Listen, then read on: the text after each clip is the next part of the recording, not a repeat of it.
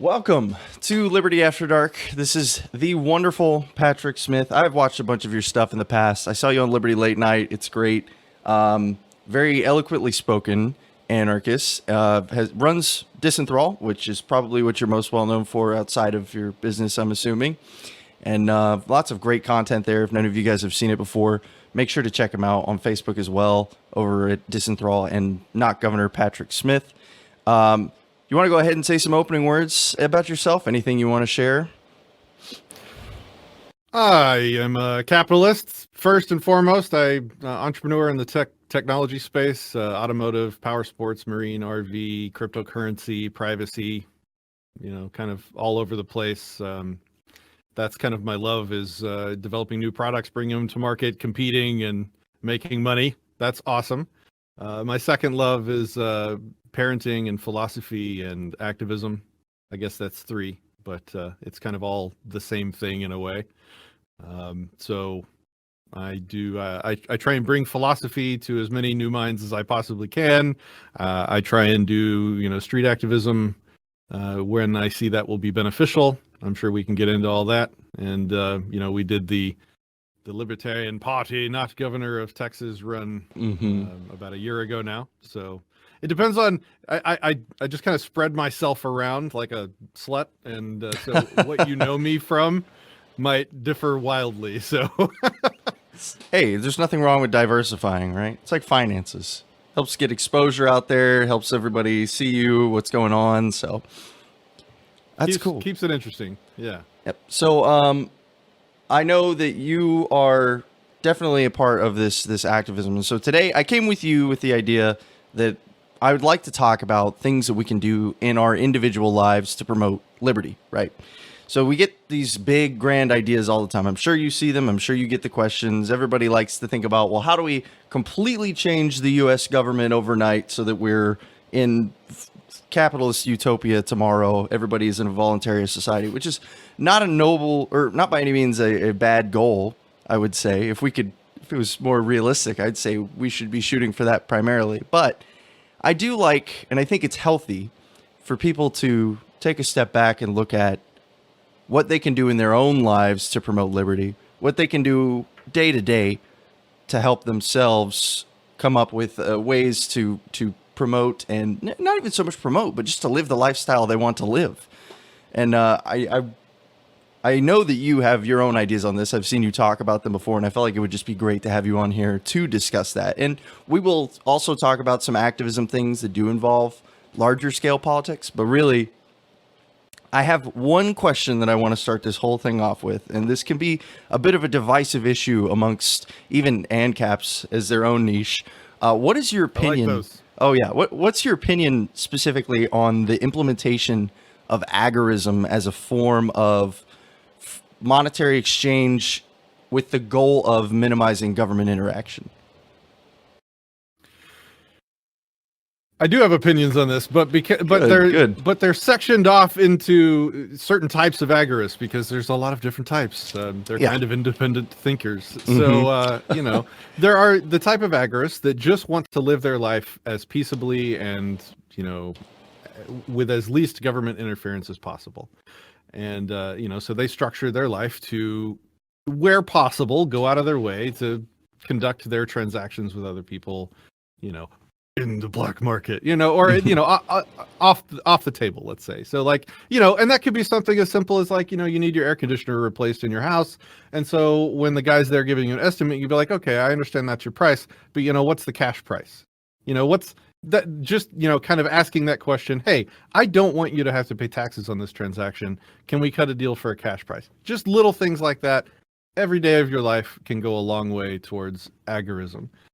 On the other end of the spectrum, and maybe you can focus me in on where you want me to go with this, because it's a huge spectrum, but on the opposite extreme, there's agorists that will look you straight in the eye and tell you that, if you pay taxes, you are somehow culpable for the crimes of the people in government, because your tax money is being used to murder people in other countries.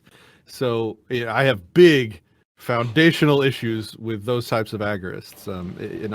I would call that tax victim blaming, something along those lines. So If you want to focus me, or where do you want to go with that? Well, I just was going to say those people need to read a little bit more Spooner. I think that would help them out a lot. But when I say the term agorist, I use typically agorism, the idea, the philosophy of agorism. I use pretty much the textbook definition of it, which is the minimization of the state through voluntary transactions, and in promoting a free market. I think those people that you referred to at the end are definitely are reading something that I'm not, at least, or are adding personal beliefs into the philosophy, which, every philosophy can be tailored to your specific outlook depending on how far you're willing to go with it, I suppose.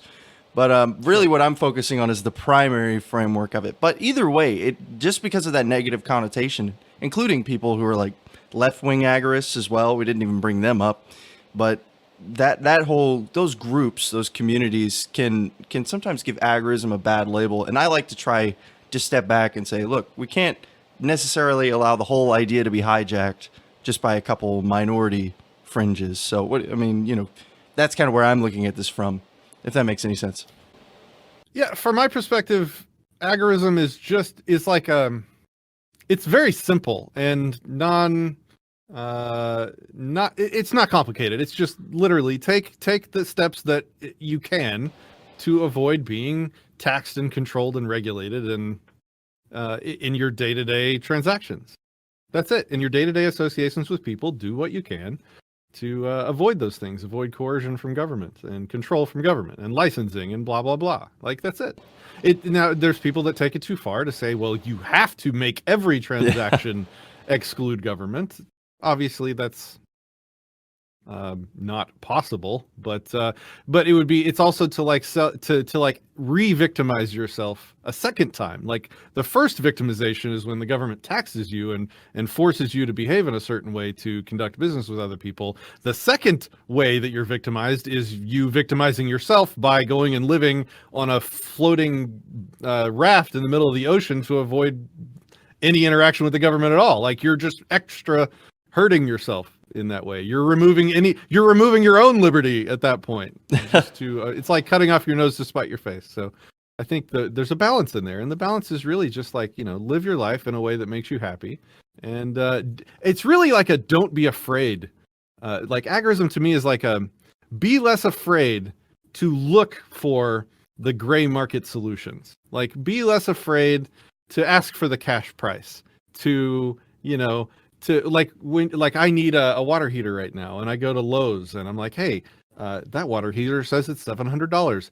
How much will it cost to have somebody install it? And they're like, well, it's $200 plus $100 for the permit and to get a licensed person to inspect it or something like that. It's an extra $50. So I'm like, okay, well, how can I just get a guy to come install it? And nope, we don't do that. It's like just taking that extra step. Like, now, so I left, and now I'm gonna spend a little time looking for somebody that might not care so much about having a license, permit, blah, blah, blah, to install a hot water heater. It's just little stuff like that. That's all it is, in my opinion. That's a really good example. I was trying to explain the concept to my father, who's a constitutionalist, and, he's pretty stuck in his conservative ways. But I was explaining concepts that I am trying to implement in my life and that I talk about on my show and stuff like that. And he was like, well, this whole agorism thing, he's like, you'll never use it. And I was like, you remember that time we went to Home Depot, picked some guys up in our truck, and they helped build the fence for us? He was like, well, yeah. And I was like, sounds a little bit like agorism to me. That's it. Ta-da! That's it. It's like the opposite of permission culture. You just kind of get things done. That's it. As long as all parties agree. Yeah. Yep. That's good stuff. And, this is one of the places, too, where I think a lot of times, it's good that you give examples like this, because I've heard many different people say, like, yes, agorism is great, we should all do it, without really giving any idea how. So it's really, I appreciate the fact that you kind of went out to say, like, don't overthink this, guys. This is not some kind of national economic model that we're talking about here. This is interactions between people. You could use this every day if you wanted to. If you wanted to, Another example just from today, because people don't think about this stuff. And you have to kind of retrain your brain to look for these opportunities.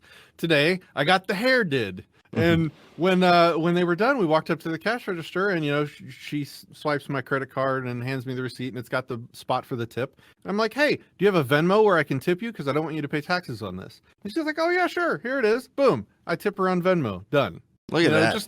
Just little stuff like that. It's easy. And of course, in the notes for the Venmo transaction, I'm like, taxation is theft.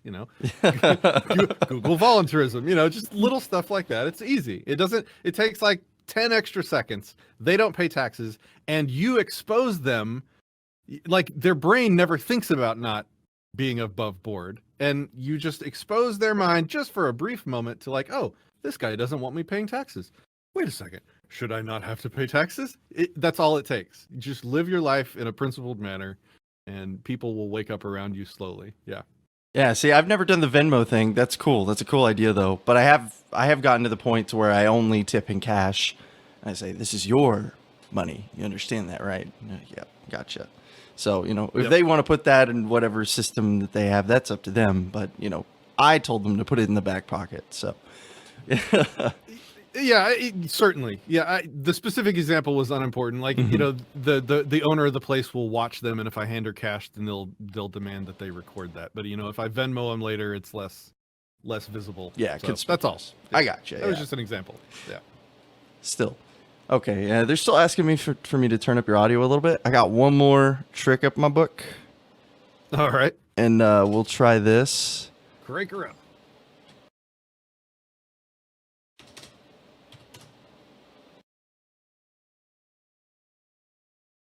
All right, go ahead and speak for me real quick. Mic check, 1, 2. All right. Check. Should be about 5 seconds in the chat before anybody hears it. No, you're fine. I want to make sure you guys can hear this stuff. We do this for you.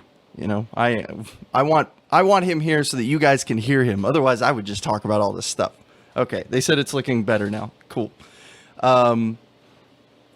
Sweet. So we were talking about agorism, implementing that in our own lives. What do you think? So we have this idea now that about volunteering, right? You hear this all the time inside of libertarianism. Get out, volunteer, time, money, whatever you've got, donate, all these things.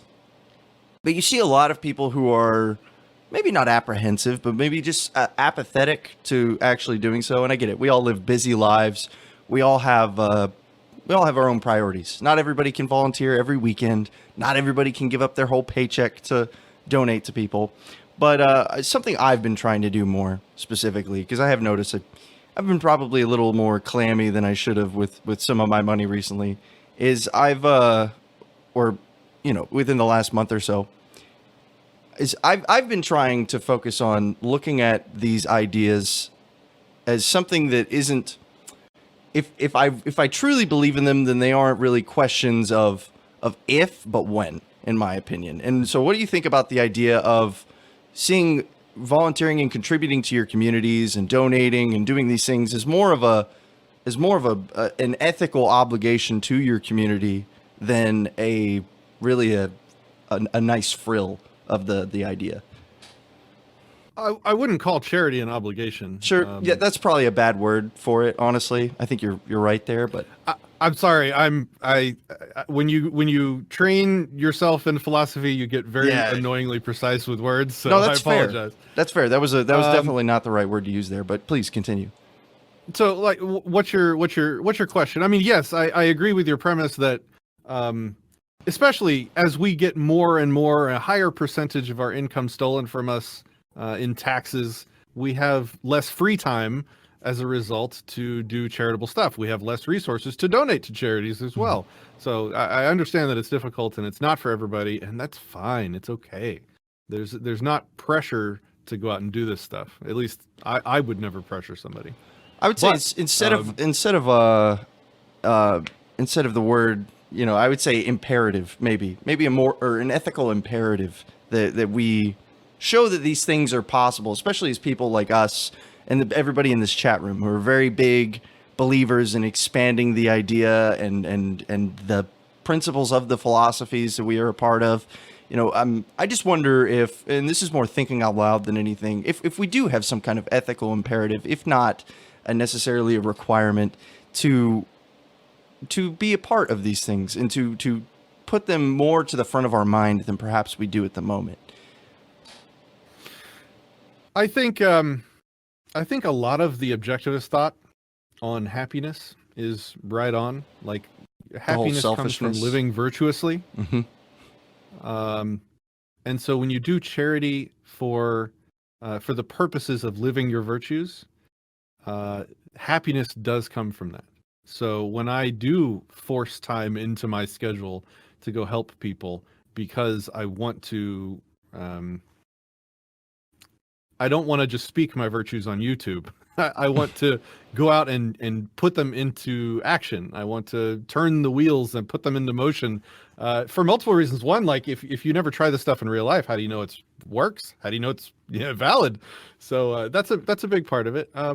Also, a big part of virtue is that, and this is a throwback to old school Molyneux from years ago, but I think he was right on back in the day when he said that your capacity for virtue is limited or equal to the amount of adversity you face in living your virtues. So, for instance,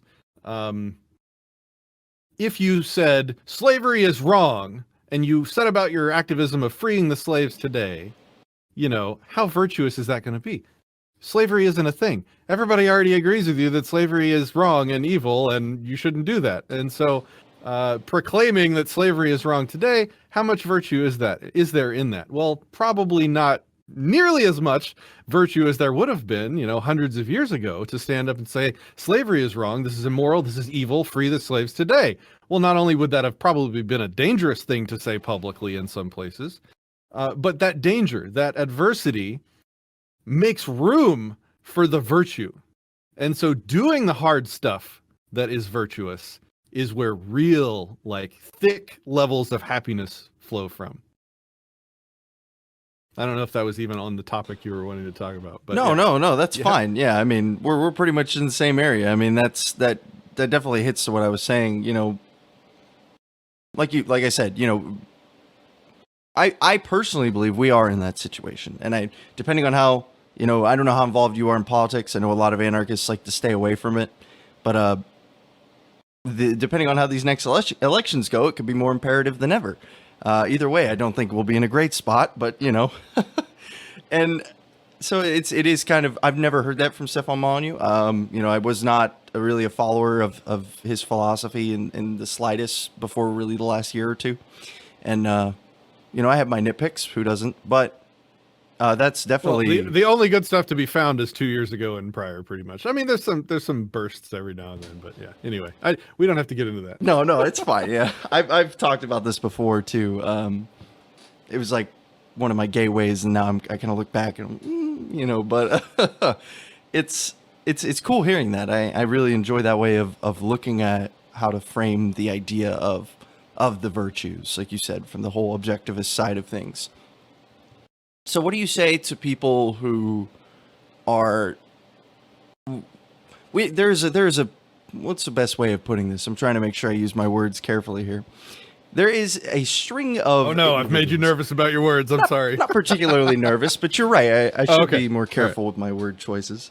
There's a niche string of people who run across the whole anarchist movement. They don't necessarily have to adopt the term collapsitarian, but I've run into resistance before from people who say like, okay, yeah, there are these things that we can do, but none of it matters because we're fighting this oppressive entity that will just either squash you, take you to jail, or make what you're doing illegal. So we have to start with the root problem. We have to tear down everything. Otherwise, none of what you're doing matters. What do you think about? I know it's very pessimistic, but is there any merit to the idea that they're spreading there? I mean, I have a lot of thoughts on that. Where do you want me to begin? We got plenty of time. So I think you have to maintain perspective on where we are in the history of the species, and realize that it took 1,000 years to go from a god king to a Roman Republic. And, it's only taken a few hundred years to go from the Roman Republic, which wasn't terribly representative, to kind of a representative democracy. And so it's accelerating, but we're still on like a time scale of generations. We're not on the time scale of weeks or months, So I think Stoicism has a lot to say about stepping back and understanding the truth of the reality that you're currently in. And the truth of the reality that we're currently in is that, while we are accelerating towards freedom, and I don't think you can argue that we aren't accelerating towards freedom, because if you back out to the 4,000 year view, you see a trend line where people's agency, people's control over their own bodies and lives is getting closer and closer to them. Like I said, you go back in time, you got god kings, and then you got like the Roman Catholic Church became the government or whatever, and then slowly and slowly agency moves closer and closer to the person. And right now we're in the representative democracy phase of tyranny. And so it will where do we go from here? Well, we probably localize the government and we localize that democratic tyranny until the agency moves closer and closer to the person. And certainly at every step, if you zoom out far enough, you'll see that it's not a straight line. It'll go and then it'll back up a little bit and then it'll continue going, and there's blips along the way. Hopefully we're not coming up on one of those blips, but we might be. Yeah. So like you have to set your expectations in line with reality. And this stuff doesn't change in one generation. It doesn't change usually in 4 generations, It's this is a long process, and I think realizing where you are allows you to set your expectations, which allows you to not get so emotionally jaded in the moment. Like, this is my place in reality, and the best thing I can do to make it better for my kids and my kids' kids is to do X, Y, and Z. And you kind of get zen about it. Like, and agorism is a part of that. Like, I'm going to do what I can to not be robbed from, and show people how to live free that are around me. And I'm going to accept my existence. Like, even like, let's be honest, like most of the space dust in the universe doesn't even have thoughts. And, we're lucky to exist in this state where we can think and consider our situation in life and have agency and have quote unquote rights. And know that we exist and consider philosophy and all this stuff. We are incredibly lucky, even in the state that we are now. So, again, Stoicism, I think, has some good things to say that just kind of help you become at peace with where you are in life and realize that, you, even though there's bad things and bad people that do actively control you and coerce you every day of your life, you still have a lot of room for agency and a lot of room for joy in life. So that's one of the many things I have to say about, I guess, collapsitarians. But let's see, what else do I have to say about it? Did you have any thoughts on that before I keep ranting? Interrupt me. Feel free. Well, it's not so much of an interruption as maybe just a slight redirection on the same idea. By the way, I love the talk of mindfulness. I think it's really important to, especially nowadays that we have this culture of like the instant gratification. I think mindfulness is really important to living a fulfilled and happy life outside of just, always looking for the next greatest thing or trying to be your own celebrity. Sometimes you do just need that perspective. So that's really good. What I was going to say, though, is that, I kind of was born in this meme culture of libertarianism. That's how I was introduced. I was a constitutionalist before that, and eventually memes started making me ask questions because I'm weird like that. And now I'm here. Wait. So memes converted you? Memes converted me. So, memes didn't... You are the first one I've ever heard that said they came from the memes. Wow. It's true. That's special. I came from the memes. I won't say that memes wholesale converted me, but memes made me say, is there anything to this? Yeah. I was at a position in my political beliefs where I was open to new ideas, where I was looking through all the data and learning and just reading and trying to figure out where I was. And then I ran into this crazy page called Liberty Memes, and they were posting all this wacky stuff. And I'm like, well, let's see what this is about. And well, year and a half later, here I am. I've just gone full-blown anarchist. So, there was a transition phase where I was a minarchist for a little bit, and I was like, anarchy is ridiculous. Yep. And so now here I am. Oh, yeah. But you know, it's a part of growing. But no rational person didn't go through the "that's ridiculous" phase. Exactly, right. that's just your indoctrination reacting, right? You know, your indoctrination hears about anarchy and it just spits out, "Oh, that's crazy talk." You know, like, yeah, that's normal for sure. I remember what else I wanted to say about collapsitarians. That's fine. Before I lose it.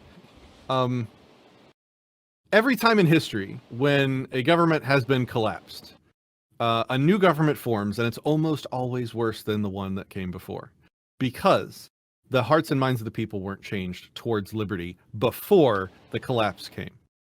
And so I think it is profoundly dangerous and retarded. Sorry. No, you're fine. Intelligent.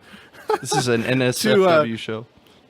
to try and collapse the structure around you before having changed enough hearts and minds to keep it from becoming worse than what it is now. That's the only other thing I would say. No, that's fair. I talk about this idea that I have a terrible name for called transitarianism, which means that as far as my politics are concerned, I will vote for you if you will make demonstrable, meaningful change. You don't have to align perfectly with me. You don't have to be an anarchist. You don't have to be my perfect candidate. But if you will make a measurable, meaningful change towards liberty, we'll be friends. We can make this work.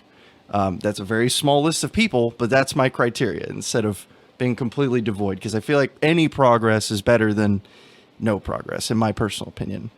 But yep, I take a probably more harsh. No, that's not the word.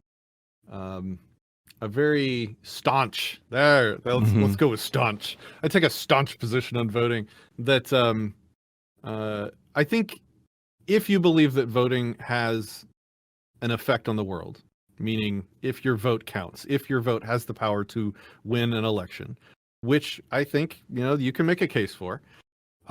Depends. I think you own the effects of your actions. And so if you think that the action called voting has effects in the world, then you, at least partially in with all the other people that vote, own the effects of that vote. And so if you vote for Obama, that then goes and bombs a bunch of innocent children in another country, you have to own the effects of that vote.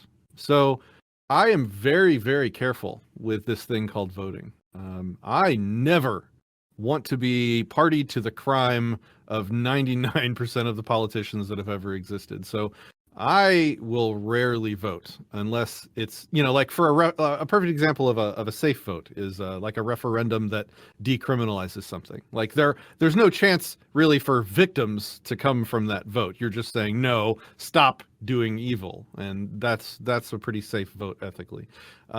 There's my attempt at the Not Governor campaign in Texas was, it was an experiment to see if it was even possible to run a non-aggression principle compliant campaign, because I initially didn't think it was possible. I thought at some point along the way I would be faced with some kind of decision where I had to convince people to do something unethical, violate the non-aggression principle in some way, or myself would have had to sign on to do something like that. And so it was an experiment to see if it was possible to provide a sort of candidate that promised to not make the people that supported me with their vote culpable for any crimes, any non-aggression principle violations. I wanted to see if that was possible. There's almost no one out there trying to run what I called NAP compliant campaigns, which is, I will, basically my campaign wasn't about like winning and holding office. My campaign was, we had a community of people that got together and wrote a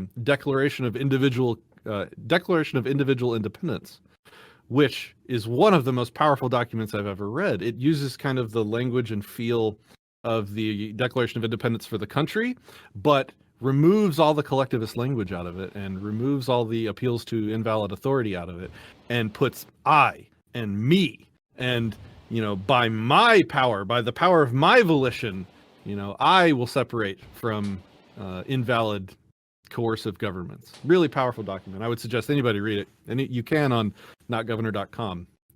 Yeah, I'll post a link to it on my Facebook. Yeah, so my sort of campaign was just kind of bringing that document to the world. People that supported me were voting as activists. That's what I wanted. I didn't want people to vote for me because they thought I would win office and then bring them freedom, because that teaches the wrong lesson. Freedom doesn't come from voting. Freedom comes from your consent not being violated. And no politician can win office and provide you freedom. That's just not how freedom works. That's not how voting works. That's not how government works. And that's the wrong message to be teaching people. So I was very clear when I asked people, if you want to vote for me as an activist, to give me a larger platform, a more visible podium to stand behind, to bring the message of actual liberty to as many people as I possibly could. And I proved my experiment proved that it was possible to do. It was possible to run a NAP compliant campaign, at least for governor, at least in Texas. I don't know if it would be possible for president or any other offices, but it was quite an experience. Learned a lot about the Libertarian Party along the way. I'm sure you did. I'm sure you did. There's a reason I try to make the distinction between small L and big L libertarians. Sorry. No, I've got memes on a button board over here. Oh, you're fine. Yeah, I've got my own over here. See, it's a very interesting perspective to take on voting, and I don't have any issue with it. I do think voting is mostly personal. Now, if you tell me you're voting just party lines, I'm gonna question you on that. That's but if you have a justifiable reason for why you vote the way you do, and you have a method to the madness, I usually don't challenge people. But I'm curious so you bring up this idea towards your philosophy of voting. And I'm positive you are familiar with Spooner. And his idea of the defensive vote. What do you think about that perspective of the idea that if I don't vote, somebody else is going to vote in my stead, or at least have a better chance without my vote, and it could curtail my individual liberties? So I have an obligation. Fantastic question. Go. I'm so glad you brought that up. Go ahead. No, sorry. No. Continue the setup. That's really it. I just, You're bumping and I'll spike it. Don't worry. Go ahead. just curtailing your individual liberties, and then next thing you know, you're locked up in chains and they're free to go. It's metaphorically speaking. So yeah, I think Spooner is one of my heroes. I've read every sentence I can find that he ever wrote, and I think the only area he was wrong on was a defensive vote, like all votes being defensive, and I can make the case. So if let's say you're walking down a street, and it's you and there's other random people walking down the street with you, and a guy comes up, points a gun at you and says, "Give me your wallet." And you pull out your gun defensively, and you fire 6 or 7 times, and you hit 3 or 4 innocent people and the guy. What was that defense? So a vote technically, but you also hurt other people. So it was it was both, but no. Like if you intended, if you knew when you fired your gun that those innocents would also be hurt along with the guy. Like a better example would be like, you're running a gas station and somebody comes in to rob you, and so you set off a suicide vest and blow up everybody in the store. Like, you know that what you're doing will create new innocent victims. Yeah. You cannot call that self-defense. You're creating new victims. It's not self-defense if you're creating new victims. That's kind of the headline of what I'm trying to say here. And voting outside of kind of what I described necessarily creates new victims. It helps somebody achieve power that they then use to hurt people. Now, the Lysander, when he described it, describes two groups of people. You have this group of people voting, sending their vote bullets at you. And so you join this other group of people to send some vote bullets back the other way in self-defense.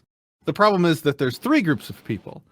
There's these vote bullet firers, and there's these vote bullet firers. And then there's this group of people down here that don't vote and don't consent to any of it. And they're not firing bullets at anybody. But unfortunately, group A and B are firing bullets at those people too. And so joining one of the evil groups firing vote bullets at the innocents is not self-defense. So if you can find a way, like I said, very carefully to use your vote bullet in a purely defensive way, like referendums or NAP compliant candidates, then certainly there's no problem. So like other people will say all vote, like anarchists will say all voting, is statism. Well, that's not true either. Like the truth is, like, the effect of your action is what you're culpable for. And if the effects of your actions, even engaging with the state in a thing called defensive voting for a referendum or a NAP compliant candidate, well, if there's no victims, there's no crime, right? So you just got to make sure there's no victims. It's a very difficult charge to accept, but I mean, you make a fair point. It's something I'll have to consider a little bit more. I'll have to take some time and stew on that, because I've really been a big proponent of the defensive voting idea.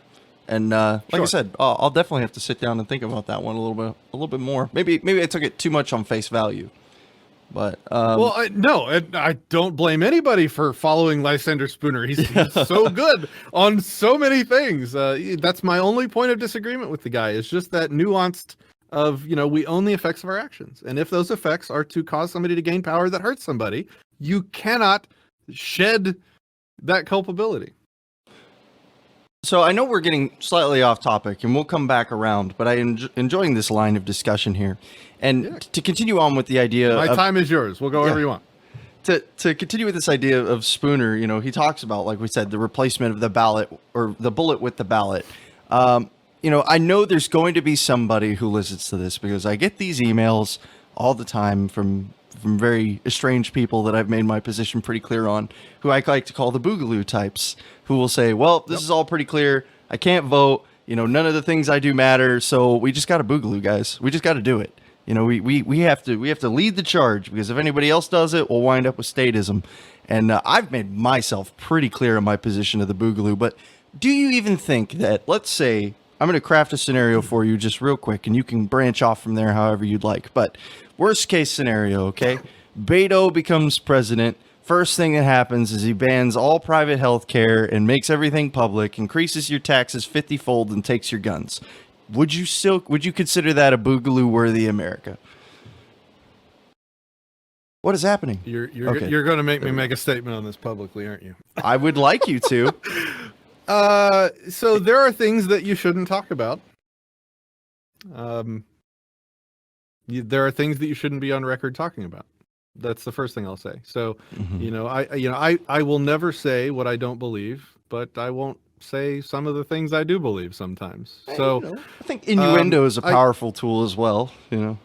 I think I will say this. So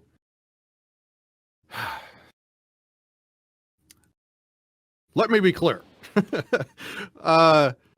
If it makes you more comfortable, I will say the fact that I believe there's I think that's I'm not uncomfortable, but okay. I want to make the case on both sides. Okay. So the way I'll do that is by saying, if a government agent that's in charge of making sure grass in a neighborhood comes by my house and says my grass is too long, and hands me a ticket, are they technically threatening me? Absolutely. Yeah. Are they threatening me with jail? Absolutely. Because if I don't pay the fine, the city escalates to a court, and then the court turns into warrant, and the warrant turns into cops that will absolutely arrest and cage me. So is this a real threat coming from this little nerd in a little stupid little suit going around taking pictures of the length of people's grass? Is that a threat? Absolutely. Would it be wise for me to behave as if that were a threat in this current day and age, and cock my shotgun and tell them to get the fuck off my lawn? Probably not. That would probably be the worst thing I can do as an activist. And that's what I'm saying. Like, as an activist, we have to measure our actions, weigh the risk versus reward. What is how can I make the world the most free out of interacting with the length of the grass government agent?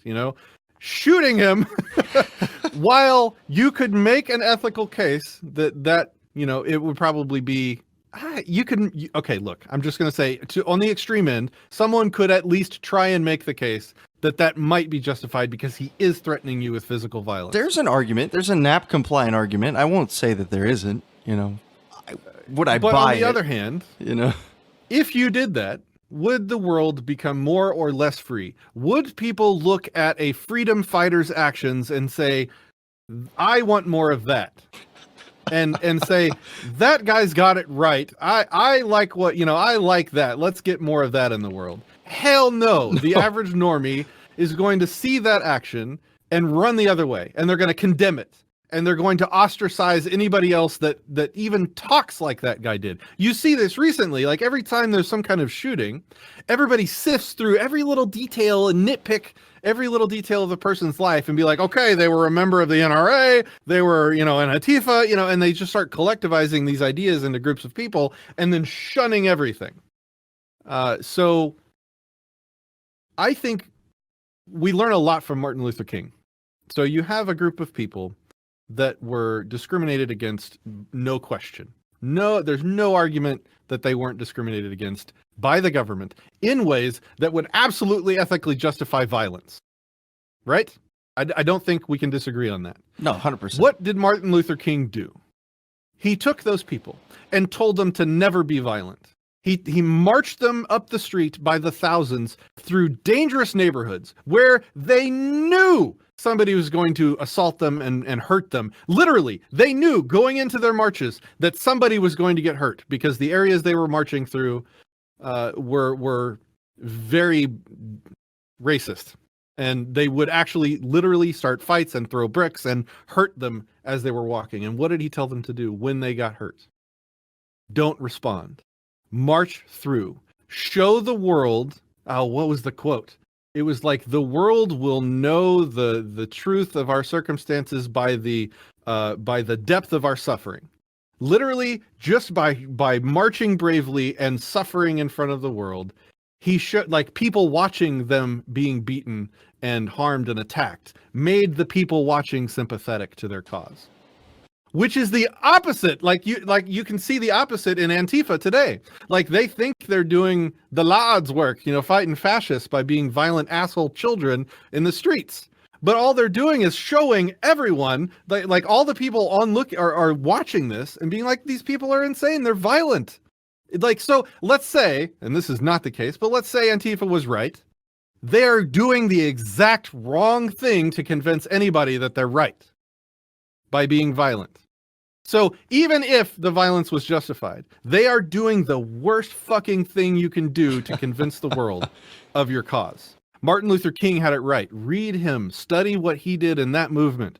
He not only was peaceful about it, but he knowingly and knew that they were going to be punished and injured and used that to convince people. And so if you're going to start the boogaloo, what's going to happen is what we see every time somebody's violent. Everything that you've ever been associated with in your life will be shunned, and people will back away and cringe away from whatever it was, even if you were right. That's the best I can say to it. No, that's great. I think I agree with everything you said. I personally believe that there is, sometimes for a joke or for a meme, if I know someone is just playing around, ha ha ha, boogaloo, whatever, the big igloo. Does everybody know what boogaloo is? That's like the meme, right? Yeah, everybody. Should we describe what a boogaloo is? We've talked about it before, but the boogaloo is the idea of the we could say forceful. They would argue it's a defensive reaction to violence from the government, but I don't have a problem saying the forceful overthrowing of what they believe to be what is a tyrannical institution. And so that would involve, whether you call it a civil war or a revolution, however you want to look at it, it is a violent conflict taken apart by sovereign citizens. So that is the fundamental idea of the boogaloo for anybody who isn't aware of it. And, like I was saying, every once in a while, it's funny, someone makes a meme, haha, boogaloo warriors, whatever. But I think there's a dangerous amount of flirtation with the idea, almost a fetishization or romanticization of the idea of the boogaloo that I don't really appreciate. Maybe I'm too much of a pacifist for that, but there is a large subset of the community that really looks at the idea of the boogaloo and says, like, yeah, I would love a boogaloo. And I'm like, have you ever seen someone die before? Have you ever, have you ever killed anybody? I don't think this is actually what you want. I think this is what modern culture makes you think. But there is something happening. There is something changing. People are they're reaching a new point of fed up with the status quo. This is the third conversation I've had on this in the past week. Yeah. And before that, people hardly ever asked me about this stuff. I mean, people are thinking about, and rightly so, where is the line? When is enough enough? The Revolutionary War was a boogaloo. Yeah, it was 100%. Should they have done it? I mean, it's kind of hard to say they shouldn't have. Yeah. Right? Definitely succeeded, yeah. In its intended there goal. is apparently a time and place for a boogaloo. Like maybe. I think there is but a line. No, maybe not. Maybe we have to wake enough people up before we do that. Otherwise, we get another government. Right now, America is the largest empire the world has ever seen. Well, that resulted from a boogaloo before enough people were woken up to freedom. Well, so yeah. I think that's the counter argument to boogaloo is if we don't have enough people woke first. If we have, and Larkin Rose will say this, if you've changed enough hearts and minds, the boogaloo becomes unnecessary. The government just gets ignored out of existence. And if you don't have enough hearts and minds changed, the boogaloo will just put you in a position that's worse than probably what you started with. So I don't know that a boogaloo is necessary anymore. Even the founders spent over a decade priming the people for this revolution before they even started it. John Adams, people like him were writing these pamphlets, were writing about the tyranny of Great Britain before it even started getting that bad. And then whenever everything had finally gotten to the point where they said, okay, everybody's pissed off, now we can do this, there were still loyalists who stuck around. So is it possible to win everybody's hearts and minds? No, but I do think that there is a case to be made that you have to at least have the majority opinion of the public. Because if you don't, and I hate the 51 over the 49, but if we're talking some kind of macro politics scale like this, you can't be 5% of the population and say, we're going to free everybody, No, I think 5 or 10% is first of all, what's the voting percentage? 30% of the public votes? Exactly. 30% of the public is engaged with it. And so let's say that you just need a majority of the voting type people, the people that take action to modify their life. You get even a third of those people. You probably have enough to begin ignoring the government out of existence. Because the rest of the people will follow along with the freedom that they see other people getting. And a lot less people have to die if we do that. I'm not on board with the boogaloo because I think I've made the case clear enough. If we don't wake enough people up first, it's going to be, not only is a lot of people going to die in the process, but we're probably going to end up worse than we started. And if we do wake enough people up, the boogaloo, the revolution becomes unnecessary. So I don't think violence is the answer. I think waking people up is the answer. That said, the boogaloo memes are cathartic, and it's like a pressure release for the people that feel day to day their control and their oppression and their constant threat and tax, and they're being stolen from, they're being regulated and controlled at every moment of every day of their life. And it just feels good to drop a spicy meme about the boogaloo because sometimes that'd be really nice, It's just to be I've had enough. And so, if the memes are a release valve for that, man, meme on, man. Fine. Yeah. People need a valve for that, right? Meme it out. Yes, your commenter, Night Mary, says meme it out. Exactly. I really think the trend line of history means eventually the world will be free. I don't think that's even arguable, really, if you zoom out and look.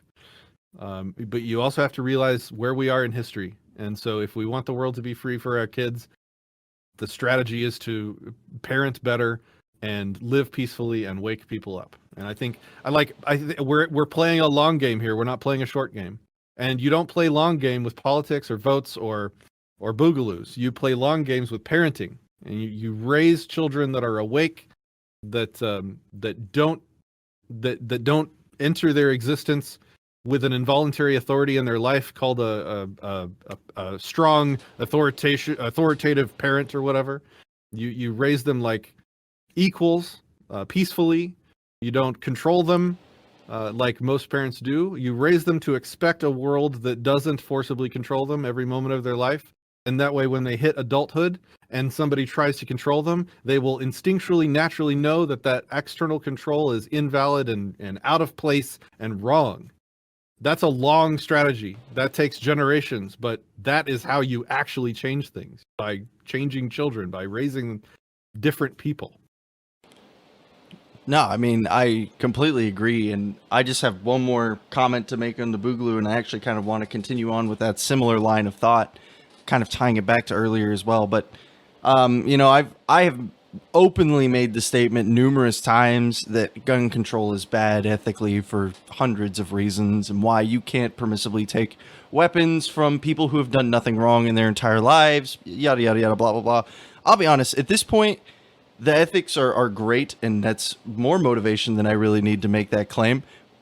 But it scares me to death to think about the fact that if some, like I said, if Beto became president and the AR-15 was illegal tomorrow, people are going to die from that. People who didn't have to die are going to die. And I hate the idea. And rightly so. Yeah, I mean, I want to be clear on the ethics of it. Like, if like the cops that do the red flag confiscations that get shot and die, I'm like, oh, well, you shouldn't have done that, idiot. No knock warrants. Like, I have no sympathy for you. I don't have sympathy for knock warrants. But and so if like that, the optics of that situation are kind of different than the traditional Boogaloo optics, right? Like, you have a guy that's peacefully existing in his house, and the cops show up to steal his property because some politicians passed a law. That the optics of that's different. Like, maybe it's less insane, you know, for a person to fight back in that scenario to the general public. But still, there's still going to be people that are be like, well, he should have just, you know, turned it over and sued him in court or something. You know, like it's but look, like, you have to decide where your line is. My line is going to be different than your line for when is enough, because like, look, I've been talking about like this Zen zoom out, you know, take a stoic view on life and realize your place in the thousands of years of the species of humans. But, you know, let's talk about the other side. You only live once. You're going to be alive for X number of years more from today, and you need to choose what you stand for, and you need to decide where your line is and live how you want to live, and you know, have your life come to an end how you think it needs to, when you think it needs to, because it's your life. You only live once.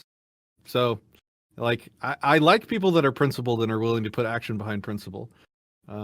But if you're trying to change the world, violence is almost never the way. Like, I'm trying to think of examples in which violence really turned out well on a zoomed out scope. I mean, there's brief, like, from a group of independent people, like, not government on government violence, but like Revolutionary War might be an example. A lot of people were free of a government for, you know, 100 years or so. I don't know. It's sticky. It's not like I can give you a blanket answer either. You know, like, if there is an issue, if there is a line that you know maybe should be someone's line, it's having your guns taken, because that's a watershed moment in the history of a population. Yeah, like, you don't come back from that. It's not like a populace has ever been disarmed by their government and then a generation later rearmed. Like, that just doesn't happen. Like, that's a right you don't get back once you lose. So maybe that should be the line. Oh, yeah. I mean, and I'm not necessarily making a statement either way. More is the observation that if there was ever, in my opinion, going to be something that sparked a Boogaloo in my lifetime, that's probably going to be it. Americans have made it extremely clear, especially gun-owning Americans, that most of them anyways, that you aren't going to take their guns. You're going to take them over their dead bodies. And I just hate the idea of a bunch of people thinking that they're doing the right thing and passing some kind of legislation. There are people out there who legitimately think they're doing the right thing and passing some kind of weapons confiscation or pro weapons confiscation legislation. And all I can think of this in the back of my head is like, okay, how many people are going to die from this? 12, 100, 1,000? Because it's not going to just be everybody hands over their guns, and it didn't have to be this way. I guarantee you it will outweigh any number of mass shootings over the last couple of years. I guarantee it. Put me on the books, people. Quote me. I promise if it passes, it will be way worse than any mass shootings.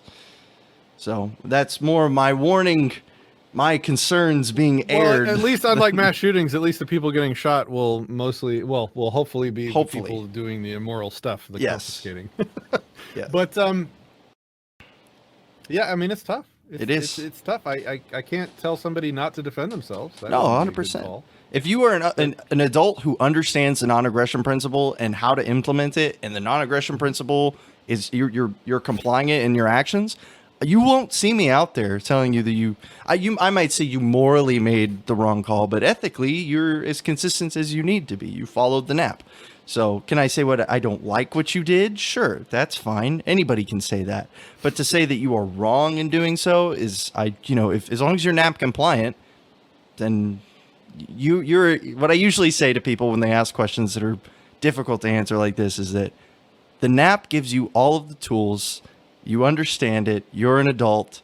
And nothing I tell you is going to be like, hopefully you're not making your decision based off of what I say, basically. Is what it comes down to. Because your life is more important than what I have to say. So. And the cost benefit is different for everybody. Like, I have children. Exactly. So they have to become my life's priority. And so if it came down to me being disarmed or me not being a father to my kids, I would choose to continue being a father to my kids. And that's the choice I made. When you choose to have children, you have to put their life above your own. Other people without children might have different cost benefit analyses that would result in Beto triggering a boogaloo for them. So and it's an amazing illustration of the blind spot that people have to government violence. Beto's statement in that debate, and then that Texas politician saying, "Well, my AR-15's ready for you, Beto," and then like the entire left freaking out and saying, "You're threatening Beto, a presidential candidate." And I'm sitting here screaming, "He threatened us first!" Like, people don't see Beto looking you in the eye and saying, "I'm going to take your property, peaceful person." They don't see that as a threat because he's doing it through the magic spell system of the government. People don't see it. And so when you respond to a threat with a counter threat, people are like, "You're threatening him." Well, he started it. Tell him to stop threatening me and I won't threaten him back. Like, these people don't see. Yeah. I mean, it's easy. I try to avoid being the guy who's like, "Oh, those silly sheep," because it wasn't more than 2.5 years ago, maybe a little bit less than that I was in the same position of the quack like a duck, waddle like a duck, Maybe it's a little bit more. Never forget that. Never forget where you were, because it's easy. Years go by and you start like, human brains work like that. They other people, like people that have things wrong. You'll just start to think of them as different than you, and don't let that happen. Exactly. They're normal people. They're just like you. They just don't have wisdom that you currently possess. That's all.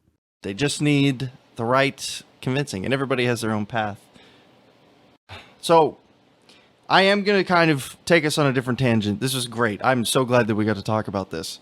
But I kind of want to bring it back to where we were before. Hopefully I'm not going to get red flagged now. So I probably am already on some sort of list because I've taken pictures with my guns before, and they're on the internet like 4 years ago. So yeah, here we go. Red flag. But you mentioned having children. We've talked about kids a couple of times now and parenting in this conversation. And I kind of wanted to bring this back to where we started, and perhaps maybe a lighter note. And do you consider homeschooling your children to be a form of promoting your anarchist, libertarian, voluntarist ideas? And by the way, on top of that, do you homeschool your children? And if not, why? So most of the activism people see me do is marching in the streets, politics, YouTube videos, conversations on Discord server, talking about principles. But my real activism is principled parenting. That's how I'm actually changing the world. And so what I'm doing is getting ready to start producing a lot of content around parenting, because I'm telling you, this is the key. This is how we do it. We raise people differently, because when you enter the world as a child, you accept, all humans, all creatures, when you're born, you accept the reality with which you're presented. If you're born and the sun is blue, you will never consider why it's blue. The entire life will go by and you'll be like, well, the sun's blue. That's normal. That's just how we function. And so the conditions you set up in your home fashion how they view the world for the rest of their life. If it's abusive, they will expect abuse and they will feel uncomfortable when not being abused by somebody. That's the life story of many people. If it's peaceful and principled and ethical, then when somebody confronts them that isn't peaceful and ethical, they will stand out like a flashing red flag beacon, and they'll know to avoid them or to be cautious of them or to be ready to defend themselves against them.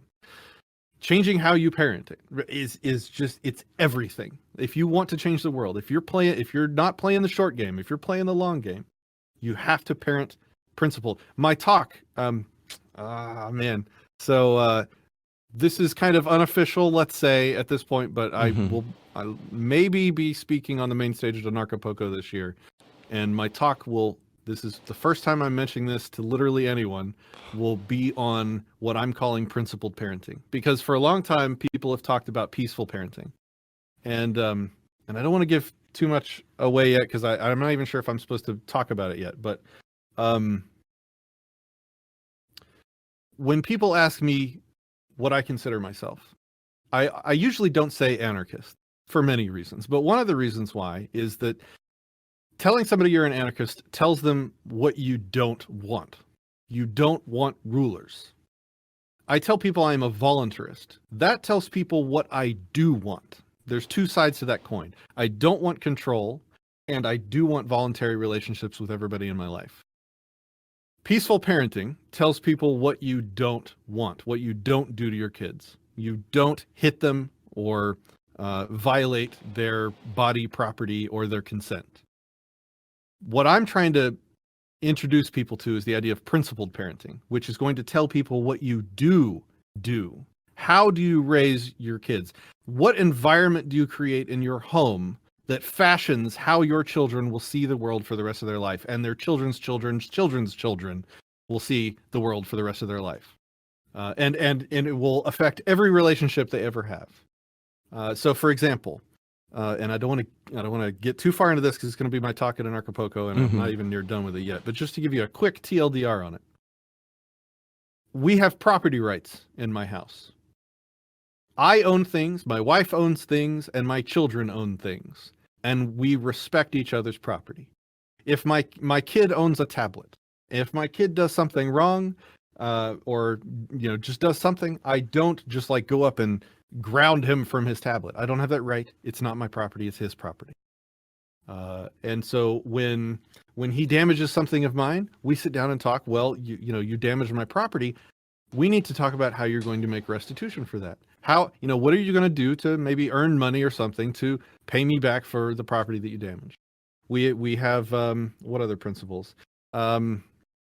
Dispute resolution is a big thing. So, if we don't want people to depend on this all-seeing eye authority of government to handle all their justice and dispute resolution court system, we have to not just be peaceful, not just not hit our kids. Like, that's what we don't do. Yeah, we got that. That's like 101 ethics. Got it. Okay. But what do you actually do? How do you actually teach your kids to resolve disputes without depending on you as a parental authority figure? Well, we have this thing called mediators. And anybody in the house can be asked to be a mediator in any dispute. And, right now when my kids are younger, oftentimes they're asking me and my wife to be the mediator just because we're more adept and we're better at it because we're older. But oftentimes my wife and I will maybe go to a kid and ask them to be a mediator in some dispute just to give them the experience. And so then what the mediator does is they become sort of like the lawyer of the kid. And so my daughter will come up to my office and she'll knock on my door and she'll come up and say, "Dad, I wanted donuts." And I'm like, "Oh, I'm sorry. Why didn't you have donuts?" "Well, Mom wouldn't give me any of her donuts." And I'm like, "Well, did you ask why?" And she said, "Yeah. Can you be my mediator?" And that's what she says right now. She's like, "Can you help me make a deal?" And so that's how they think. They think in terms of making deals and awesome. Compromises to get what they want. And so I'll stand up for my dad. I'll stop whatever I'm doing usually if I'm not some kind of super work mode. And I'll take her hand and I'll walk downstairs and I'll be like, Mrs. Smith, my client, Dagny Smith, has acquired my services in the matter of Dagny Smith v. Mama Smith, in the matter of the donuts. My client would like to make a deal to have, how many donuts do you want? And, so we start hashing it out. You want 2? You want 5 donuts? Okay. My client would like 5 donuts. What say you? And so my wife will come back and be like, 5 donuts? Are you crazy? If I give her 5 of my donuts, she'll be sick and then I won't have any donuts. And so I'll be like, I don't think she wants to give you 5 donuts. How about we ask for 1? And my daughter will be like, okay. And I'll be like, okay, Mrs. Smith, my client would like 1 donut. And my wife will be like, well, I've been asking her to pick her toy properties up off my living room floor for the past hour and she hasn't done it yet. So I will offer her 1 donut if she picks up her toys. Dagny, what do you think? Is that a good deal? If you pick up your toys, she'll give you 1 donut. And my daughter will be like, yeah, that's a deal. And I'll be like, Mrs. Smith, my client has accepted your offer. And so that is how disputes are resolved in my home. And my kids are, let me tell you something. My kids are 5 and 6 years old right now, and they can already negotiate better than most adults I meet in my life. The world is not ready for my children. They are going to be able to negotiate their way in and out of everything. It is quite a sight to see. And so that's what I'm talking about. We have to talk about what we do want in parenting, and this is how we change the world. So that's kind of the TLDR of what I'm hoping to put together for my talk at Anarchapulco. No, that's awesome. My tentative talk. I'm not announcing anything right now. That's what I'm saying. Yeah, exactly. I gotcha. Copy. That's really crazy. And I will just be completely transparent. I've been ridiculed for this idea before because I'm supposed to have thousands of libertarian babies who are anarchists and who go out and make more anarchist babies. I'm still young. The idea of parenting is not something that really is alluring to me at the moment. Hope maybe later on down the road that will be something I'm more interested in. But I am interested in the process of parenting, not so much being a member of the practice, but I definitely think that there is a huge value in having children, raising them correctly, raising them ethically. Because once you look back on how parenting is supposed to be done, and you look back at your own life, it really can. I love my parents to death. I love my mom. I love my stepfather, and they did the best job they could with the resources that they had. But I think if I had been given, say, a childhood kind of like yours was, I can definitely see how those would have more directly transferred into skills that would be applicable to me as an adult, as a volunteerist, as, all sorts of things. And I think there's a lot of value in that, a lot of value. So I commend that. Yeah, so I'm giving them skills that will probably give them superpowers when they're adults. But here's the activism. Here's where the rubber meets the activism. This is the long game. Mm-hmm. When my kids hit 18 and somebody comes up to them and says, here's a ticket because I thought you were going too fast. And my kids say, well, what do you mean a ticket? And they're like, well, I've decided that the law says that you're only allowed to go this fast on this road, and I'm going to demand that you pay $200. It's probably going to be $500 by that time with inflation, but I'm going to demand that you pay me money. And they're going to be like, well, how about we make a deal and I'll just agree to, maybe go slower next time. No, that's not how it works. You're going to show up to this court date and you're going to give us money because it's the law, because I said so, because that's the system. That's the government says so. I'm like, how do you think a person raised how I'm raising them is going to think about that? Very poorly. Unlike everyone, the way they're raised with an authoritative parent that tells them what they're doing and why they're doing it, and requires that they ask permission for everything that they do in every moment of every day, they're going to hit 18 and they're going to realize that their parental authority figure has just been replaced by this government authority figure. In fact, they're going to expect there to be an authority figure outside and for the rest of their life, because that was the reality that they were born into as children. And if there isn't one, that would make them feel uncomfortable. If there isn't a government controlling them, that would be the weird thing. That would be like, well, something's wrong here. Nobody's setting rules for me. My kids are going to be the opposite. My kids are going to hit adulthood and they're going to be like, who the fuck are all these people trying to tell me what to do? And like, I'm trying to make deals with them. And they're just like, no, here's a gun. Give me money. They're going to be like, that's fucking evil. What's wrong? Everyone's crazy. We have to change this. That's how you change the world, folks. That's how you change the world. I'm telling you the secrets that I've discovered. That's how you actually change the world.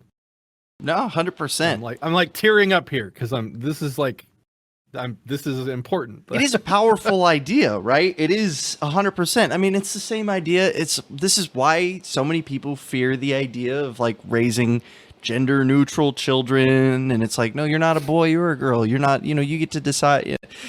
You can think whatever you want about that morally, but I think, we have reason enough to believe through science that there is a significant amount of influence that your environment that you're raised in has on you as an adult.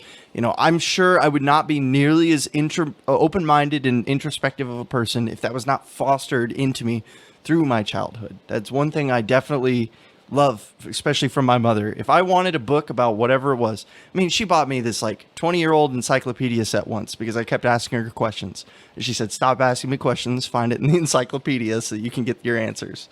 And, that kind of, it's the little things, but I definitely believe that what you were saying about, building the tomorrow through your children, that being the activism, that is incredibly powerful. I don't think people should underestimate that at all. You're literally creating potentially an entire generation plus of these volunteers, these anarchists, these activists, these people who just want to live their lives and who don't need that power structure in their lives, who haven't been raised into a world where it's required. And I think, like you said, that's so important, so very important. That's the secret. That's the long game. If you really want to change the world, you do it with your children. Yeah. So I do want to, again, kind of take a step maybe to the side this time. And we've talked about things that you can do kind of passively in your life, more actively, very actively, in fact, with raising children. It's a very active process. But so, like you said, you are known to a lot of people by your involvement on the March on the Street types of activism. There's been all sorts of different whether it's a convention, whether it's an actual march or protests in front of City Hall, or however you want to conglomerate as your particular group. Do you have, as someone who's been a part of quite a few of these things, would you have any sort of guidelines or recommendations perhaps for either someone who wanted to get started getting into this kind of activism or someone who it just is interested in it? Things like that. What kind of activism? The actual on the streets, marching, being a part of protests, stuff like that. The other side of activism, I guess you could call it. Well, first, set your expectations. Like I start here with everything. It seems like these days I'm so zen. I'm sickening myself.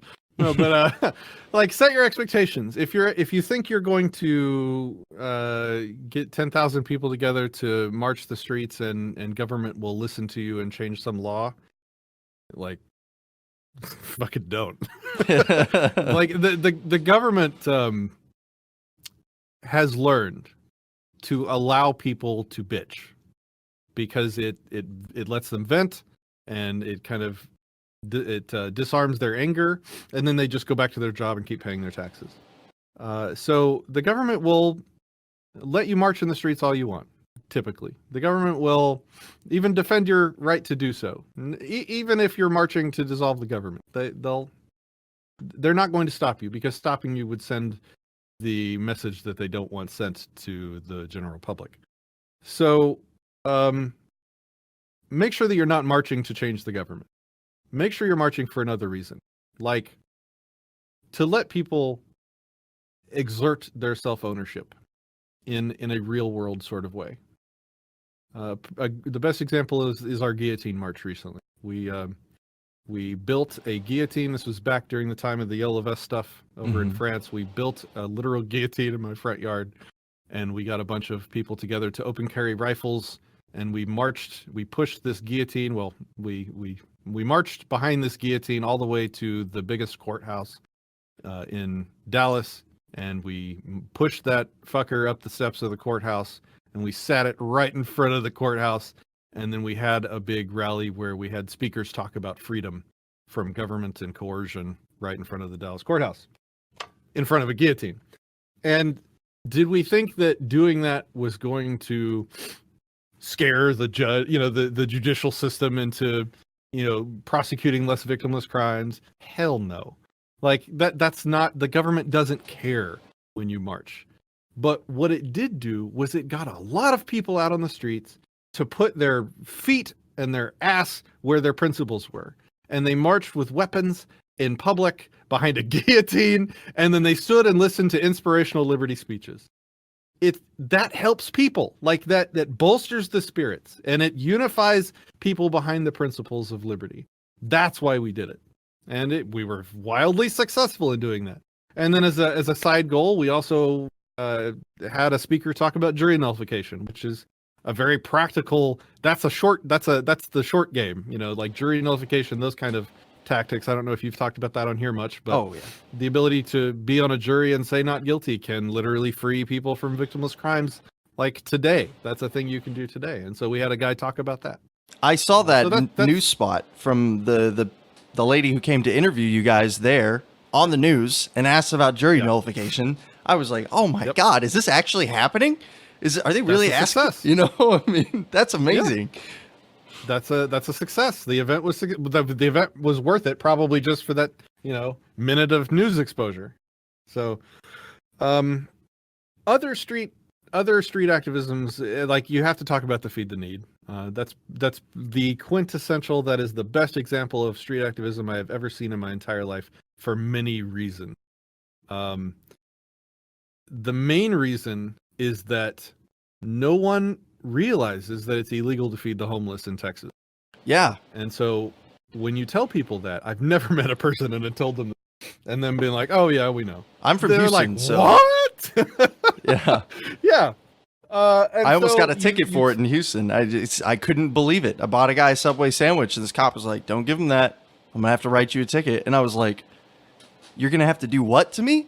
Excuse me, sir? Write me a ticket, you fucking tyrant. Jesus. Yeah. Yeah, so it's an issue that no one thinks is immoral. Like, I don't care if you're far right, far left, far crazy. Like, we're feeding the homeless. Like, no one is going to be like, oh no, you shouldn't do that. And so it's the perfect issue to use to make a stand against the government with publicly. And so and I don't know if your viewers are familiar with this event. Maybe you've talked about it before. We can go into it as deep as you want, but the headline is that, we have a bunch of people open carrying rifles and guns and weapons while feeding the homeless illegally in Dallas. A church group in other cities in Texas have been arrested when they've tried to do this, and we've done it 6 years in a row, and the cops leave us the hell alone. And I wonder why that is the point. Wonder why. We talk about the line in the sand we've been talking about earlier today, and we talk about the optics of when, you should boogaloo. Well, if you boogaloo over a speeding ticket, the optics of that are going to be entirely against you from the general normie public. But if you boogaloo over feeding the homeless, the world is going to be like, why the hell did you try and stop those people from feeding the homeless? Are you insane? That is evil. Like, not everybody. There's plenty of bootlickers, sure. Yeah. But at least the optics of that are going to be much more in your favor. So, I mean, we're doing it again this year. It's going to be middle to end of December. It's going to be Feed the Need number 7, and it's going to be awesome. So come on out if you're in the area. Yeah, December. I'll be back home. I should. Dallas, right? Where do you live in Dallas? Well, I live in Houston, but. Oh, okay. Yeah, I mean, yeah, we're in Dallas. Yep. Not that terribly far of a drive. Maybe I will have to come down. That'd be awesome. Yeah, come on out. Yeah. Yeah, and so that makes the point. Like, people are like, what's the Second Amendment for? Is it for hunting? No, it's for feeding the homeless. When feeding the homeless is illegal, that's what the Second Amendment's for. Like that there is no clearer message. Like, you should stand up to an immoral government. When should you do it? Oh, when they try and stop you from feeding people that are hungry. That's a good way. I haven't found people disagree with me yet. Like, that's what it's for. So it's a great event. And the other reason why the Feed the Need event is so cool is because And I have to shout out Don't Comply, the Don't Comply crew. They're the one that invented this and put it together and help run it every year. They bring together all different types of activists for one brief moment of changing the world. And this doesn't usually happen. Like, you have your philosophers that philosophize, you have your media producers that make videos, you've got, charity people that go and help people, and you've got street activists that do guillotines in the streets and stuff like that. But this event brings everyone together. Like, we have your militia types there running security.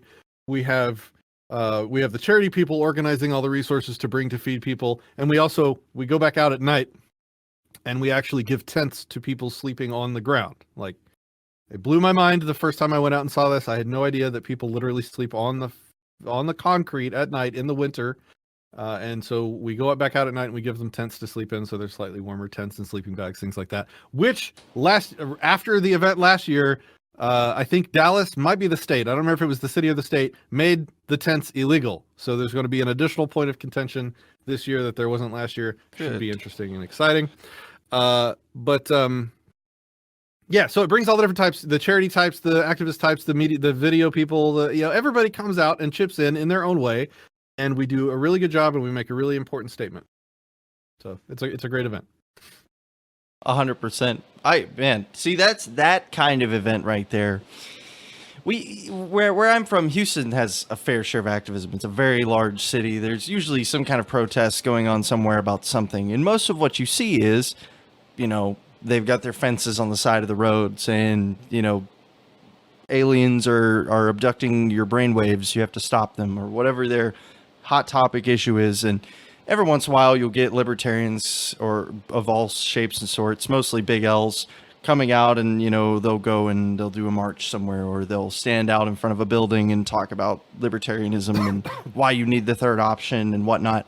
But really, I have never seen something in my area besides just recently after I'd already left for something like that. Something like you have to, when you're doing these kind of things, this, maybe not everybody shares this opinion, but you to a certain extent have to be outspoken about what you're doing.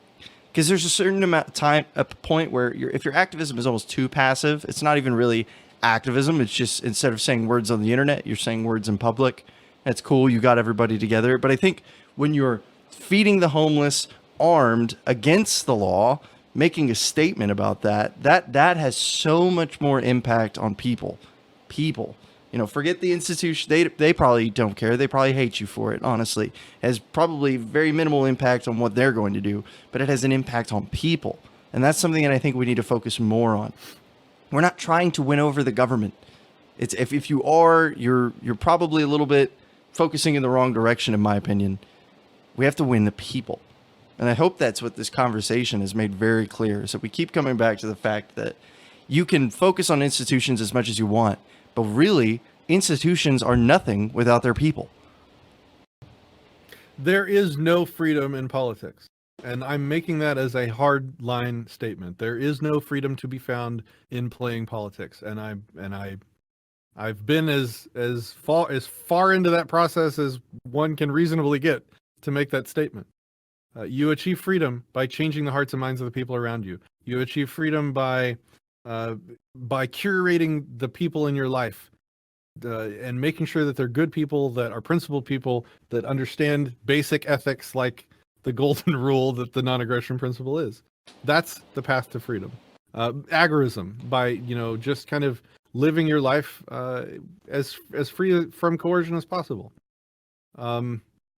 Now the activism, yeah, absolutely. The feed the need type stuff is some of the best activism I've ever seen. Yeah, that's definitely top tier stuff. Well, I think I checked. I have a list here. I'm making sure I checked all the boxes because it definitely had some things I wanted to ask you about, but we had some awesome tangents in there as well. Is there anything you specifically wanted to talk about today? Because I've talked about all the things I wanted to talk about, but is there anything you had in mind that you wanted to share? I'm good. We can talk about whatever. Do we have any questions? Oh yeah, that's good too. Like, I mean, I've been struggling. So I go on long philosophical insanities occasionally. So like right now I'm There's two areas of philosophy that I don't think are well rounded enough, and I've been thinking a lot of free will lately. So we can discuss that if you want. I have arrived at a position that I really hate. So have I. I did an entire episode on consciousness and free will, and I hate what I had to say. Yeah. Why don't you start then? What do you think about free? So I was on this probably. Oh, by the way, Liberty Late Night says he can't remember what your favorite color is.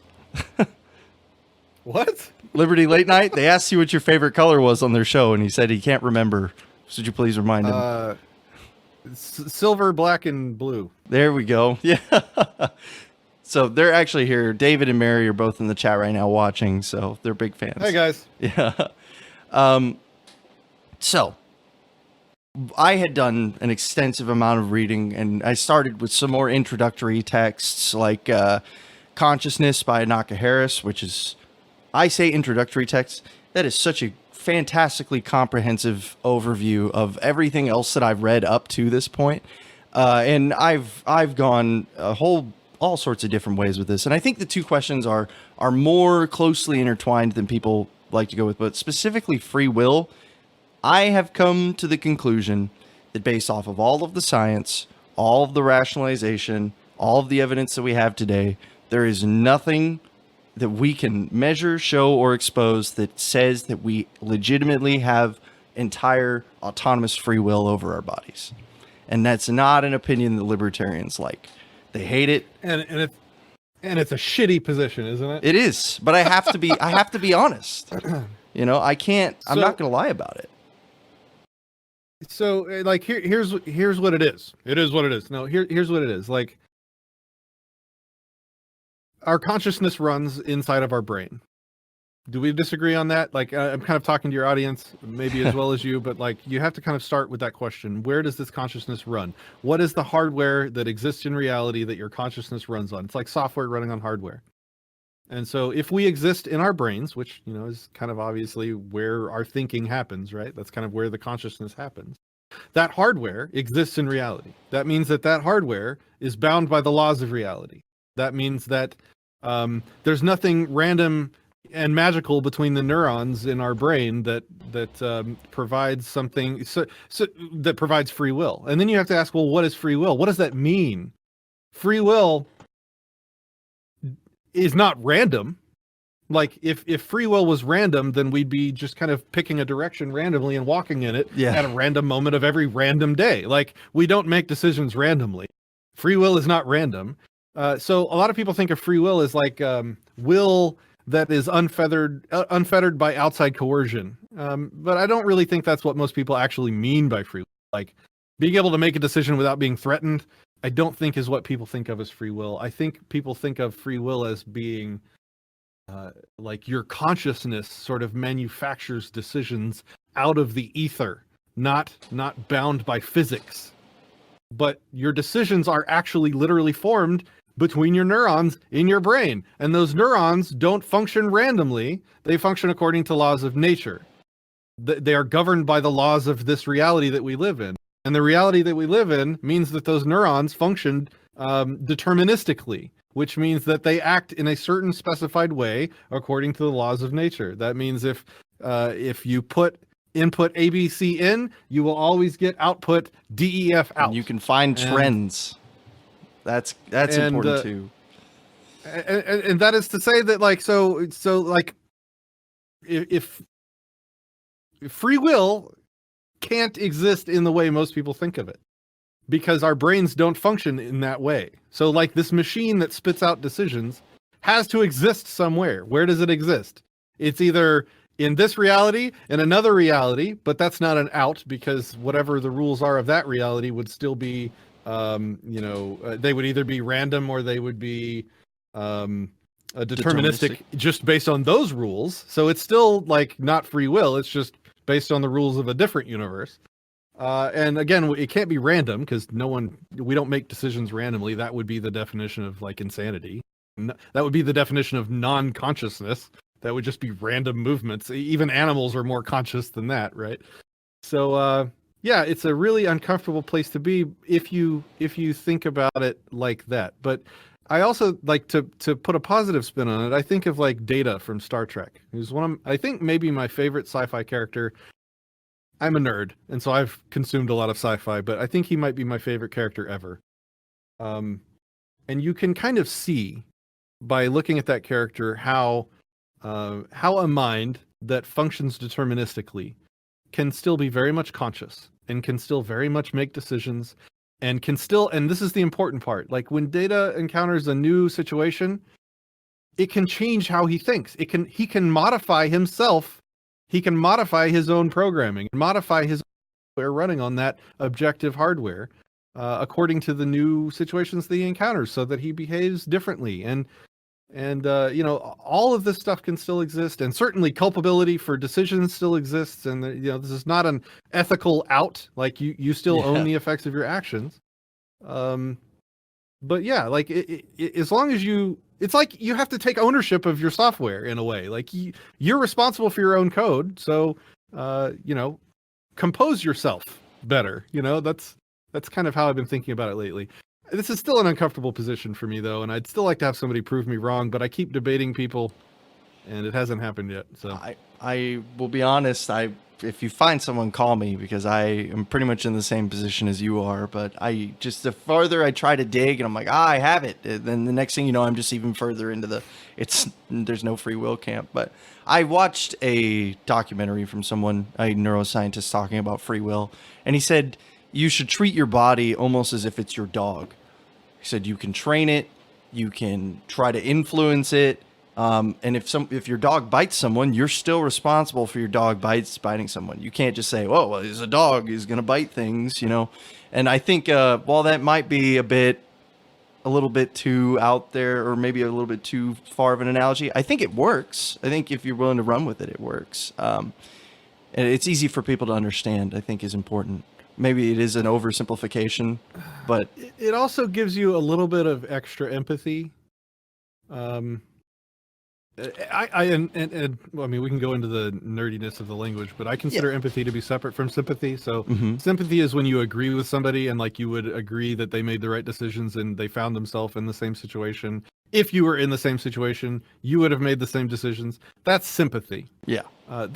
Empathy is different. Empathy is when you can realize, look, I don't agree with what your situation is, and I don't agree with the decisions that you made, but you know, I feel for you. And so it allows you to empathize more with people that end up doing bad things, which result in bad outcomes for their life. Like, and that's weird, because I think you'd think it'd be the opposite. Like if you thought people didn't have this magical supernatural free will machine that allowed them to make decisions, like some people think that somehow, you know, you should be more empathetic. Well, that kind of makes less sense, right? Because if their decisions are being made by some source that doesn't exist in the real world, well, like that's closer to insanity, not farther away in a way. And so like you can kind of empathize with somebody that makes bad decisions more, because you can realize that they're a product of a long string of some shit that they brought on themselves, but also a lot of shit that was done to them. Maybe they had an abusive upbringing, or an alcoholic parent, or, you know, maybe they've got a genetic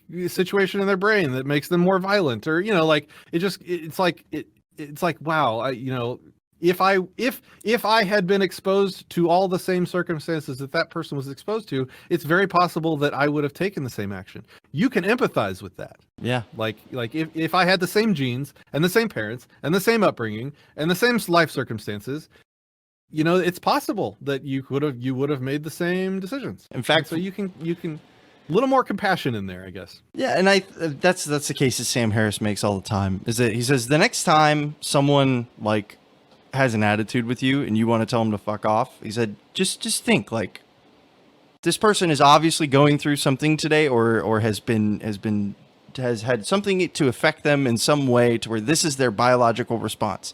Through determinism, you know, it's not like he just randomly popped out of the womb one day and was like, oh, I'm going to be a salty person for the rest of my life. You know, there are circumstances that led to this, whether they're justifiable or not, and whether you want to say that these are more or less in this person's control, quote unquote, of their particular state of mindfulness. Whether he calls it training your brain, but there is, I think, a certain amount of empathy there that can be very useful and very helpful when interacting with people. Something I've noticed just in my interactions is that, I deal with a lot of salty people all the time who are very upset about everything all of the time. And I think it's a lot easier when I used to get very annoyed whenever they'd, come out with these extremely pessimistic, but I don't know. It's almost given me an opportunity to step back and say, well, instead of saying this person is making this, just being this salty person, which is, it's fair, they are doing that, but why is it that way? Why are these things happening? What is the root cause here? Is there anything I can do to help? And it's a more productive perspective, in my opinion. Some people might disagree. I mean, it's at least more, man, I keep going back here today. This is weird. Stoic. Like, it's just kind of recognizing the reality for what it is, and recognizing that reality allows you to deal with it with more agency. So like, if you understand that, look, it's somewhere between 40 and probably 75% of a person's IQ is determined genetically. And, the scientists will argue on both sides, but that's kind of the range. Between 40 and 75, 80% of your IQ is determined by your genetics. Let's say it's 40%. Fine. So if 40% of your overall intelligence is determined by your genetics and not by your upbringing or, anything within your control, then certainly 40% of the rest of your personality can be determined genetically. So, like I look at my son and like he does this like this hyper focus thing, and this is very characteristic of my entire life. It's kind of like a superpower, but in other ways it's like a vulnerability. It's a big problem. So like it's actually a symptom of a different type of ADHD. It's like the opposite of ADHD, where when I set my mind to something, it's sort of like the rest of the world goes dark, and I can concentrate and focus and formulate ideas and come up with new ideas on whatever I'm working on better than most people I know. But while I'm doing that, literally nothing around me exists, and people can talk to me and like sometimes even touch me, and like it's just this hyper focus thing. And so I see that in my son. Well, where did he get that? Like, it's not like we raised him to be hyper focused. No, like it's part of who he is. And so kind of realizing that everyone is like that. Everyone was dealt a certain circumstance that was out of their control, and they're dealing with their own personal pile of shit in the world as best they can. There's some empathy there. So, yeah, it's funny. We bring up Stoicism. I'm by no means an Epicurean, but I do enjoy his readings. It's very, like everybody in the chat says, it's very Zen. It's very, Stoicism. I really like his journal. What was it called? The Thoughts of, something to that effect. Epicurean's journal that he released, or that was released after his death. I love his exercises. I don't usually do them. I probably should.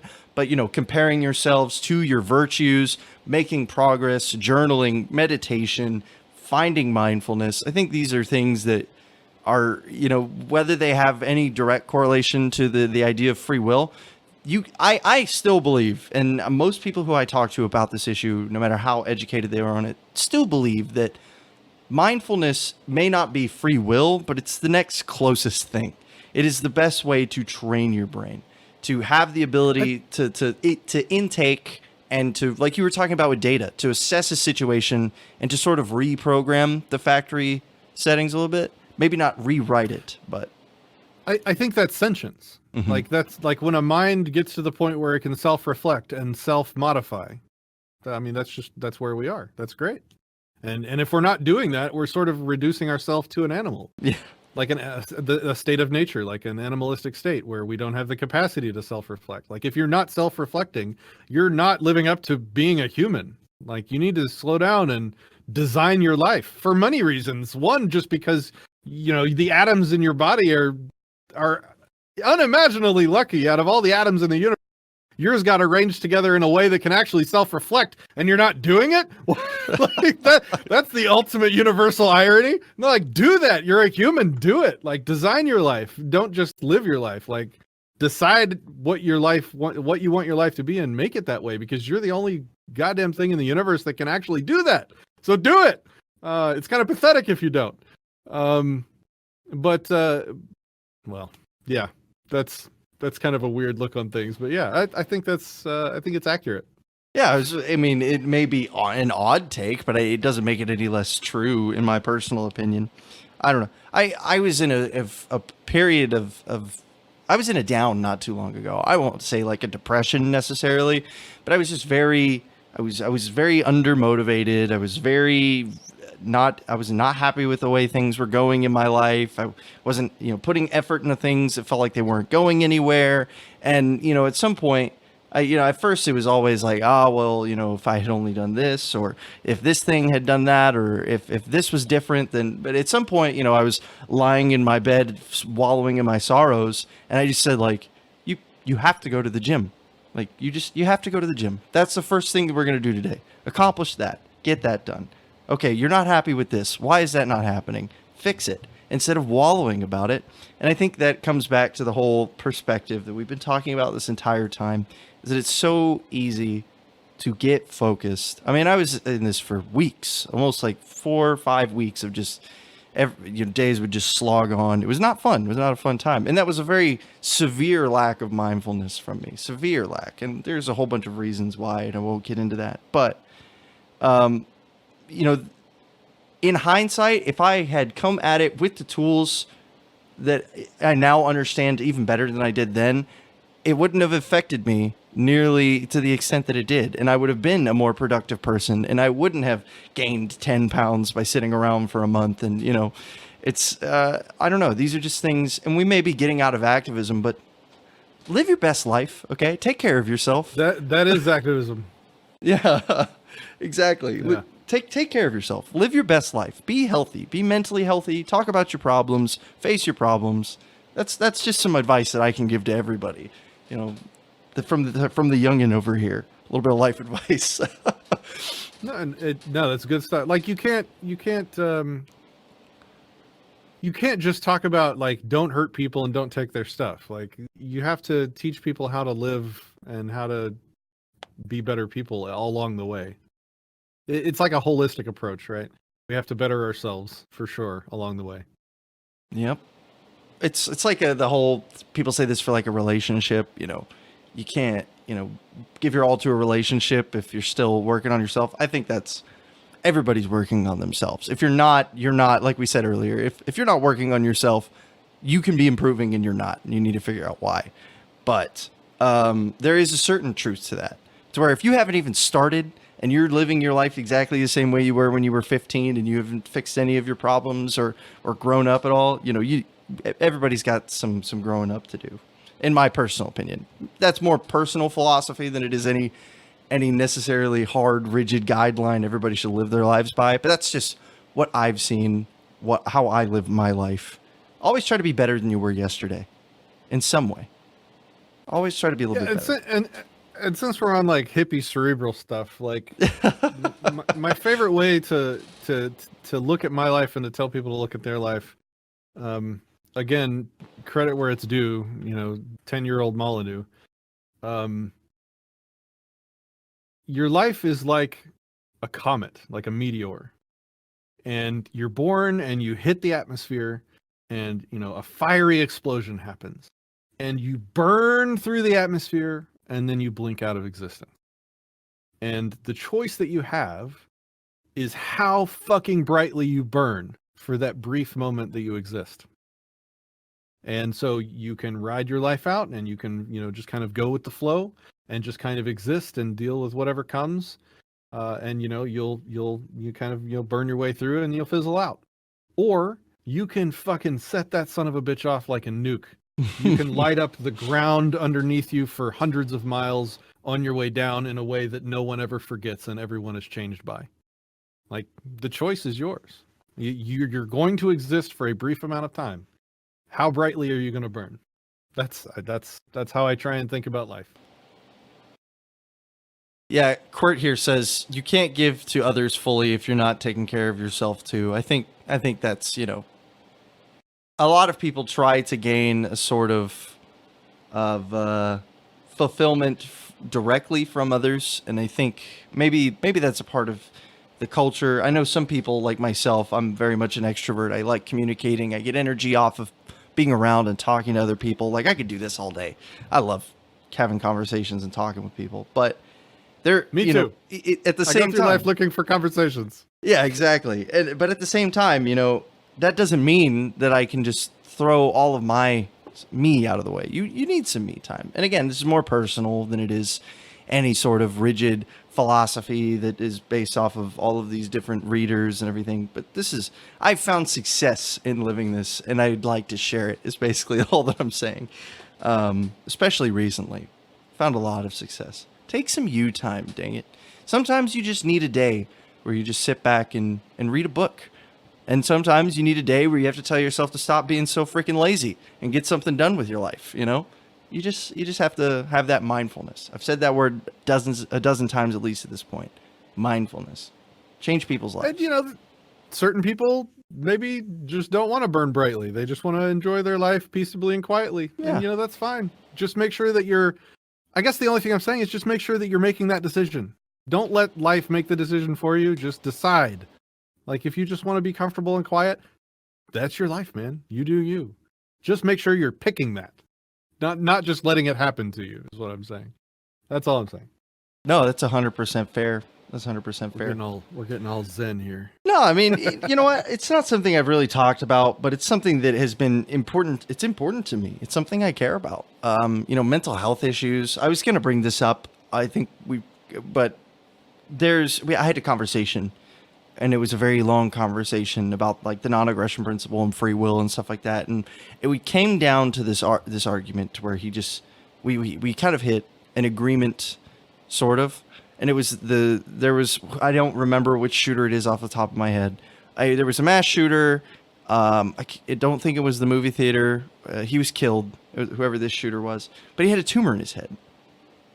Whenever they did the autopsy on him, he had a tumor in his head. And there was a point to where everybody they interviewed with his family and everything was like, oh yeah, like 4 months ago, he just started acting really weird. We thought it was a phase, he'd get through it. Next thing you know, he shoots a place up. How much, this is obviously, we can make as many guesses as we want, but how much of that tumor had a role in his action? And if we could give him the anti-tumor pill and it's gone, how responsible is he for something he had no control over? If we've already made the assertion that this tumor was the kill people tumor, and it told him to kill people. He was unable to fight this compulsion. So, and I, personally, I don't know if this is because I'm a wimp or whatever you want to call it, or I just don't like the idea, but I have a very difficult time saying that person, there has to be restitution for what was done. There has to be. That's just the way the world works. But to say that, like, he's directly responsible, I don't know. What do you think about situations like that? I'm sure you've had this thought experiment either brought to you or you've thought about it before. It's a very difficult one, in my personal opinion. I think if you have a hardline answer either way, you've either spent way more time thinking about it than I have, or you know something I don't. So, I mean, I think this is almost the same discussion as the one we had on free will. So, like, what's the difference between terrible genetics, a terrible upbringing that they weren't responsible for, that caused them to be a broken, violent person, and a tumor that caused them to be a broken, violent person? So, like, these are factors out of their control. It's also part of, like, let's come full circle back to liberty. So, when we talk about, like, humans will always be flawed. There will always be a certain percentage of humans that are bad people, or that do bad things, or that are violent. That's why we can't have involuntary centralized authority structures, because that is where these people will go and abuse others with those power structures. And so if we understand that, like, it's part of the universe. And, I don't know if you're familiar with my daughter's situation, but this is the lesson that I learned from that. So, like, she was diagnosed with leukemia about 1.5 years ago. And so I did a video on my channel. You can find it. It's very interesting when you're a YouTuber, when you're a YouTuber and you do philosophy, because, like, as you journey through life and things happen to you and you have revelations, you make content about it to share it with other people. And so you can actually go back in time on my YouTube channel and find the video where this revelation hit me, and, like, this realization, my life kind of changed. And this is kind of where 1.5 years later, I'm finding myself in this more like stoic Zen place where I'm accepting reality for what it is. This started a year and a half ago, and you can watch that moment happen on my channel. You have to realize that like reality is reality. This is part of life. People with tumors are part of existence. Little girls with cancer are part of existence. People with broken upbringings and abusive parents that generate violent humans is part of existence. You have to not only accept that it's part of existence, but to live an intelligent life, you should expect those things to be part of existence and plan for them. And the way that we appropriately plan for bad, violent people to be in existence is to not allow structures of involuntary power to exist for them to abuse us with, or to fail to protect us from the violent, evil people with. Until we get to the point where we're like genetically engineering humans and raising people perfectly, which will never happen. It's utopian. This stuff is going to exist in reality. There will always be broken, damaged people. It's part of existence. Did that answer your question? No, yeah, I think you're definitely getting on to the meat and potatoes of it. So there's and this is the same. I give this for every time I talk about the nap. I try to make a point of at least sometimes going over the nap every however many episodes. We'll talk about a specific part of it, or we'll go over like an overview again, or some scenarios that I've gotten as questions. I've done 2 of them now, and every time I get these just a giant batch of hypotheticals, and I always end the show by saying the same thing. And it's like, look, this is the way the world is. There are always going to be situations that you've never heard of before, you've never been trained for, you've never seen coming, and it's you have the tools available to you, and you just have to at some point accept the fact that you may not have the answer in front of you, but you have to assess the situation with the information that's been given to you.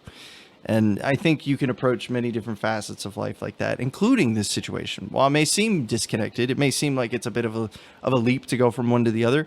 It's the same concept. We're working from the fact that we are all people on this planet who are responsible for our bodies and what they do. It doesn't, does it suck that Home Slice has a tumor that makes him want to kill people? Yes, that sucks. I can empathize with that. I am sorry. It doesn't change the fact that if you try to shoot me and you have a tumor, I'm going to defend my life. I'm not going to say, he's got a tumor though. That doesn't change that. So, well, what it should also change though is your expectations. Like, look, it's part of reality that there are people with brain tumors that might go shoot up random places in public. What should you do about that fact of reality? Well, defend you should yourself. Probably carry a weapon with you just in case. Like, that's what you should do. Like, there are people out there with that are violent and manipulative. What should you do about that? Well, expect to encounter some of them and be ready to deal with it appropriately. So like, that's the lessons you learn. You don't go attack a bunch of peaceful people, Beto, and disarm them. That's the absolute opposite fucking thing you should do. If you know that there's going to be violent, broken people out there, is disarm all their victims, you fucking moron. Sorry, I really am been angry about this guy lately. I cannot stand him. The thing you do is expect that to happen again and to have people be able to prepare for it. That's what you do. It's obvious. It's obvious. Yeah. Okay, so if you have time, I'd like to open up one more can of worms that kind of brings in everything that we've been talking about, and is one of my hot topic issues that I just love getting into. And that is, we're going to bring us all the way back to the beginning, talking about promoting libertarianism. There is, and I think there's a lot of merit to this idea of minimizing police interaction inside of voluntarist communities and circles, right? So if you were to get into a car accident, you would, instead of calling the police immediately, you would try to resolve things amicably amongst, you as independent people. And before I go off and inevitably get in my tirade, now that we're talking about this, why don't you go ahead and tell me what you think about minimizing involvement with police? I'm pretty sure I know where you stand, but the general rule is I don't call the cops unless somebody deserves to be murdered. but no, that is not a blanket statement. So like, I was in a car accident a while back, and this happened to me. This would be a perfect counterexample of when I should have called the cops and didn't. The guy ran a red light, T-boned me. And then because there was no police report on file, he later lied to his insurance company and ended up suing me for his damages. It was just like a blatant falsehood. If I had had a cop there with a police report, they would have had documentation of what happened. You know, like there would have been a paper trail that I could have used to defend myself using this bullshit legal system that holds the bad guys, you know, as good guys. So I can't make a blanket statement that you should never call the cops, because there's certainly circumstances in this broken ass system where you're going to need to play the game defensively. That's somehow. A very controversial position, though, for some people. It's, especially in voluntarist circles, that can be very, and I'm not saying I disagree with you. I don't want to give off that idea, but I'm sure you've gotten, even just for that perspective, a fair amount of pushback. I mean, another example, I'll pick whatever side you're not on, just so that we have a good conversation, because I can argue both. But just to give you another example of when I did call the cops, I had a rental car. And I was in a grocery store parking lot, and I was parked. I was not in the car. And as I'm walking back to the car, you know, a little old lady parks in the spot and hits the car. Like she, you know, I guess misjudged her parking job, because little old lady, they can't drive as well, whatever, hit the fuck out of the rental car. So, I am now in a situation where I'm in possession of somebody else's property that I'm renting. And they're normies. They're certainly not anarcho-capitalists, and they have certain expectations on how I handle their property for them. So I had the cop come and do a report, just so that, you know, CYA for the insurance company and CYA for me with the insurance company, with the rental company's property. Did I like doing that? Hell no. Like, if I call, there's always a chance, it seems these days, that I call the cops for the rental company and I get shot for some stupid reason. Like, you know, I've open carried my pistol every day of my life since it became legal in Texas. And so there's always chances of random things happening. So yeah, I'll pick whatever side you want me to take, but that's there are circumstances. I will not make a blanket statement. It's a judgment call for you and your life. Just a quick tangent real quick. You said you open carry? Yeah. Is that like an exercise of rights thing, or do you do so based off of like a defense? Like, do you believe it deters people? Just, I don't want to make a whole big thing out of this. No. I get asked this all the time by everybody.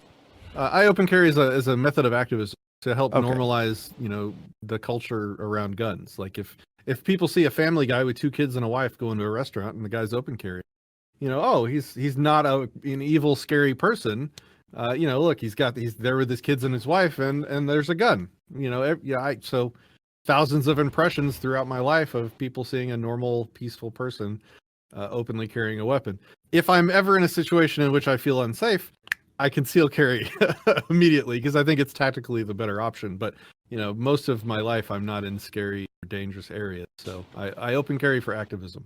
I've been considering it now that I'm coming back to Texas, and the open carry's passed. But I don't know. You know, I am a part of that demographic of most likely to shoot up a random building, so maybe that's not the best idea for me to do that. But why? You have a tumor? No, I'm a young Caucasian male, and that it makes so.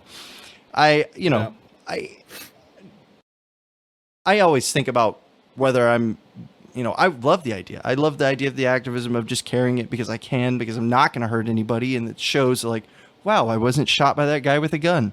But yeah, and he was a nice guy. Yeah, exactly. You also have to elevate your behavior. Yeah, 100%. Because everybody takes literally everything you do 100 times more seriously than you intend it. You know, it's like you can never really show anger at all. It's Otherwise, posturing. Suddenly you're a crazy person with a gun, you know? Yeah, once you have that gun on your hip, you're posturing. You have the power play right there. So, yeah.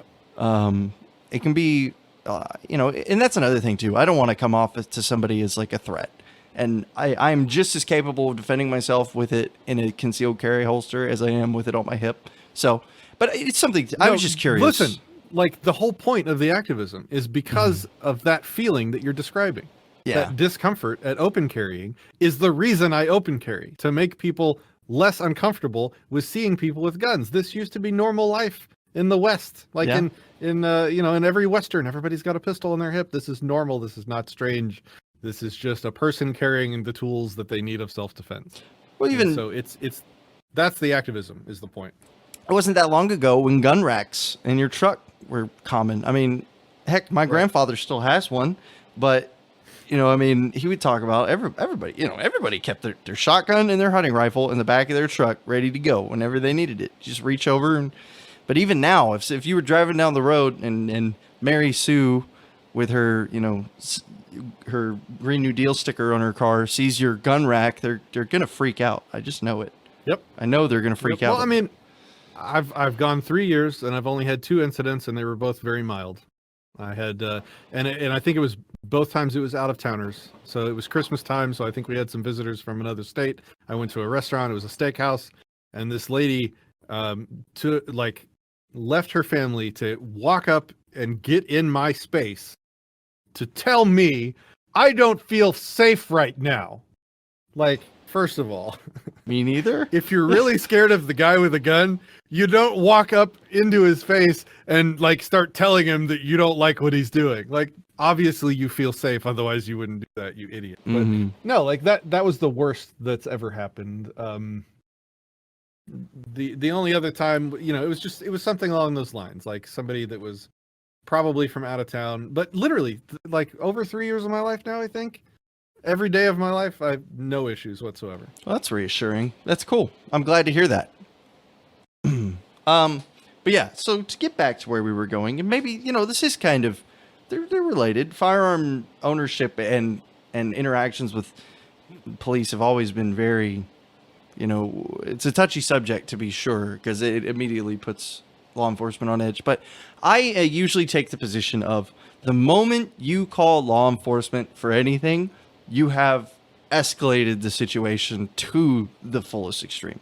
You have brought this strong arm of the law. So even if it is, CYA, and I can totally understand the rationale of, this lady hit my rental car. I need this covered because I'm not about to be screwed for the damages to this rental car.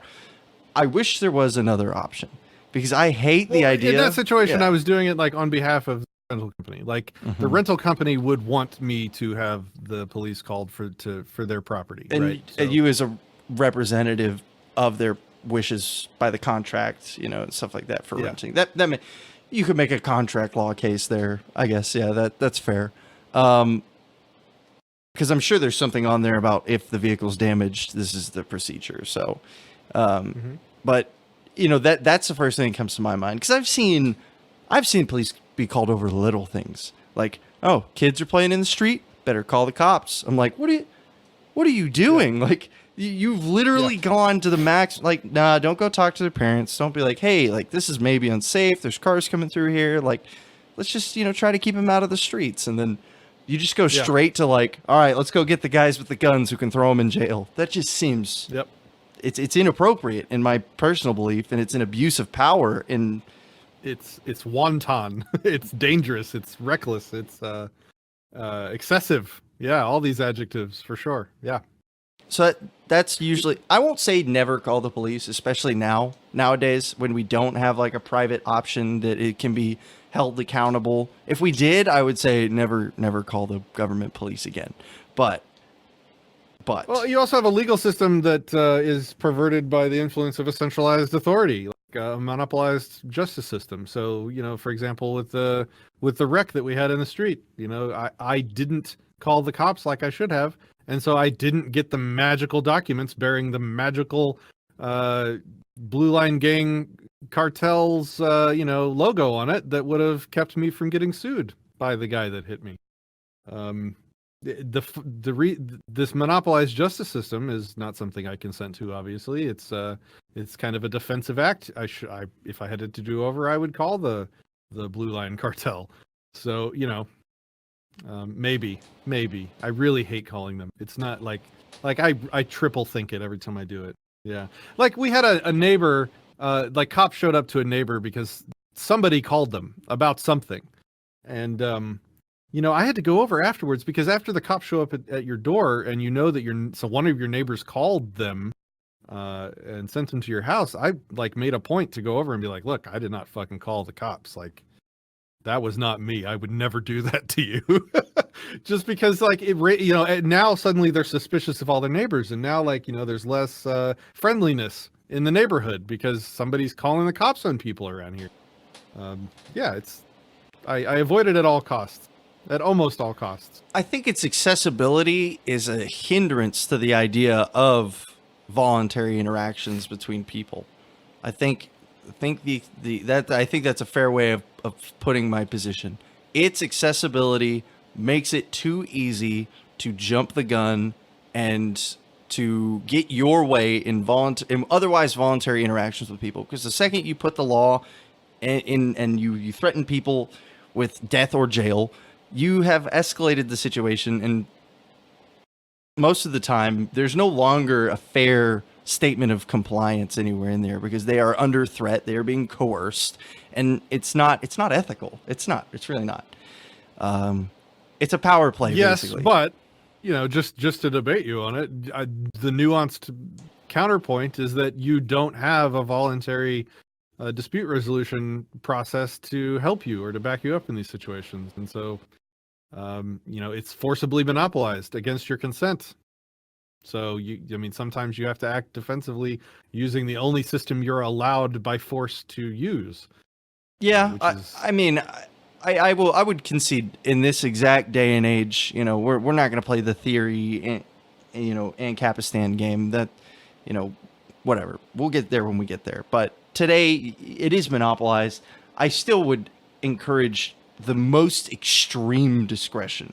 Like if you can come to an amicable... I'm not arguing with you on that. Yeah. If you can come to an amicable resolution without involving the police, there's no reason to get the police involved. If that guy hits you and was like, oh my God, I'm so sorry, here's $6,000 or however much you assess the damages to be, boom, cool, whatever. That could be done, in my opinion, right there. Some people may, no, you just got to go to jail for this or whatever. Like, whatever, however you want to address the situation. But as long as if you can do so, hell, that's pretty freaking anarchist voluntarist in my personal opinion.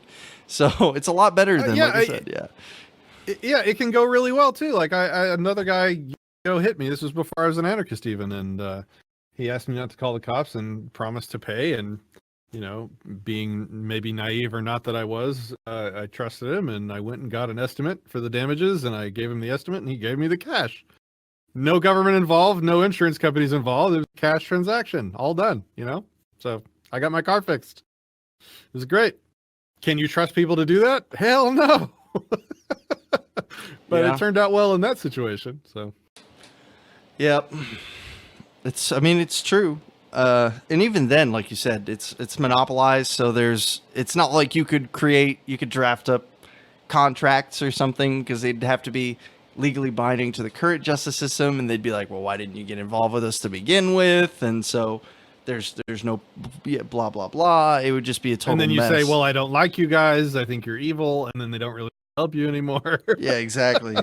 Usually doesn't go too well. Yep. And I guess same thing, the whole monopolized justice system enforcement, etc.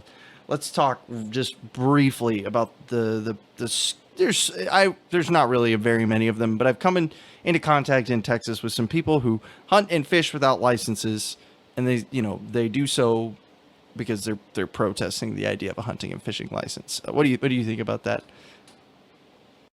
Yeah, sure. Yeah. Why not? Okay.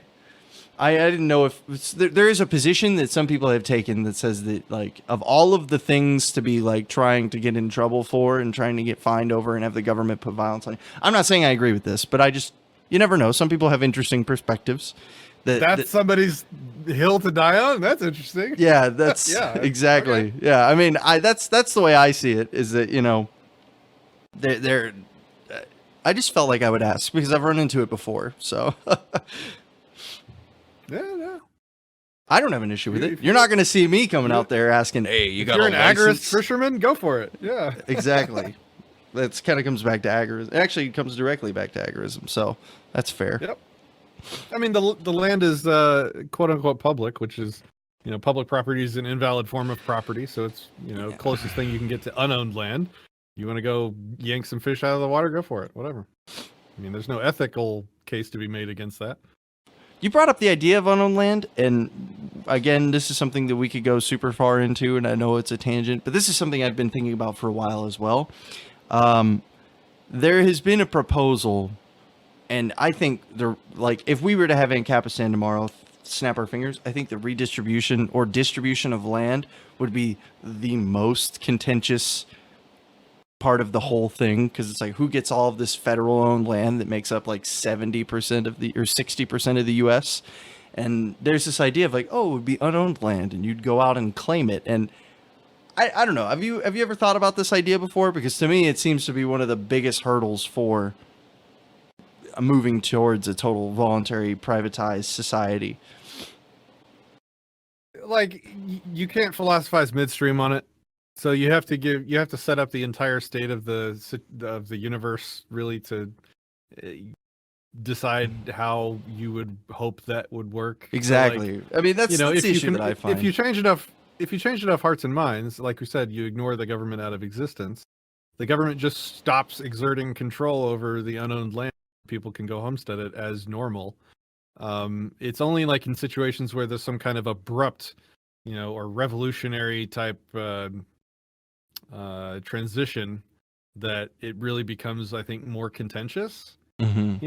Like if the government's ignored out of existence, the way it works is like, people start paying their taxes. I said paying taxes. I never said that. Oh no! If people stopped being taxed, no one pays their taxes. Taxes are extorted and taken by force. So if people just start ignoring that more and more, then the people that work for the government have less resources to go and patrol and enforce their ownership, quote unquote, ownership over national parks and such. And so, as part of the process of ignoring the government out of existence, maybe somebody goes and decides to live on a national park, and they probably get ignored by the people in government because they're being ignored out of existence and have better things to worry about. That's probably closer to how it would go in that scenario. But like in an abrupt scenario, like where exactly, how do you theory craft something like that? Like if Kokesh wins the presidency and dissolves the government, he's got a whole plan for auctioning off blah blah blah. I don't think any of that's plausible. I don't see it going well. Is basically, I had that question posed to me before, and then I didn't have, so I was just fishing, maybe seeing if you had some brilliant answer that I didn't. But that's basic. I pretty much said the same thing, honestly. Is that hell if I know. If that situation ever comes to be, we've got a host of other problems to go with it. So I don't know if land redistribution will be distribution will be the first thing on my mind in that situation. But sure, it's a fair idea to think about. Something for you boogaloo types to think about. What are you going to do with all that land? Yep. Well, I think we've had a great conversation. It's been almost about 2 hours and 15 minutes now. Pretty good. The AC in my room is not working, if you can't tell. I'm sweating bullets. It's like 81 degrees in here. And yeah, I got to go figure out what's up with this. But this has been a fantastic conversation. The chat, thank you guys all for being here. Patrick, everybody can find you over at Disenthrall for YouTube and Facebook on Not Governor Patrick Smith. And is there anything else important that I'm missing? You can find all my stuff on, if you go to the website, disenthrall.me/platforms. You can find all the places that we post our content. We also have the notgovernor.com page if you want to go check out the Declaration of Individual Independence, which I think is a really powerful document for the people that, especially for like the people that believe in the founding fathers, and they have a lot of like emotional respect for the ideas of the founding fathers. It's a really powerful document, good for sharing, I think. Yeah, and so I basically do as much content as I possibly can given life situations. If you ever have something you want me to discuss or talk about, send it my way, or join our Discord server. We have a bunch of great volunteers there that debate like every day of the year and have some amazing conversations. So there's a link to our Discord on that disenthrall.me/platforms page as well. Fantastic. Yeah, I've been looking at getting you on the show for a while now, and I finally was like, all right, we're gonna contact this guy. We're gonna get him on here because I like the way he thinks, and I feel like we'd have a good talk. So I hope you enjoyed it as much as I did because it was a blast. Oh, I had a great time. If you'd let me, I'd probably post a copy of this on our YouTube channel. Yeah, sure. I'll definitely exposed to your show as well. Yeah, I'll definitely shoot it your way, and we can do that. That sounds good. I just have to. I'll edit off the little countdown timer I put in the beginning for my live streams, and I'll shoot a copy of it over towards you. So, all right. Well, for the people on my channel watching this, why don't you give a shout to your stuff? Oh, sorry. You cut out there for just a second. What was that? I was saying for the people that are going to later be watching this on my channel, on my platform, why don't you give a shout out of where they and your. Okay. Yeah. So. Name's Christian. I host Liberty After Dark, which is this live stream and a podcast. The podcast is available all over YouTube, Facebook, Stitcher, iHeartRadio, Spotify, Podbean, Castbox. Wherever you want to find it, you can find this podcast. It's free, available to everybody. Usually takes just under a week for the episodes to get rolled out in the podcast format. So if you're listening to this on YouTube, maybe 4 to 5 days, it'll be available as a podcast. I also have an email at contact@libertyafterdark.net that gets tons of emails. So go ahead, feel free, add to it. I read every single one of them. I reply to most, unless it's very mean, and I won't reply to you. So that's pretty much all I've got for me. All right. Well, I had a good time. Thanks for the invitation. I appreciate it. Oh, yeah. You have a nice rest of your night. Yeah, you too. Bye.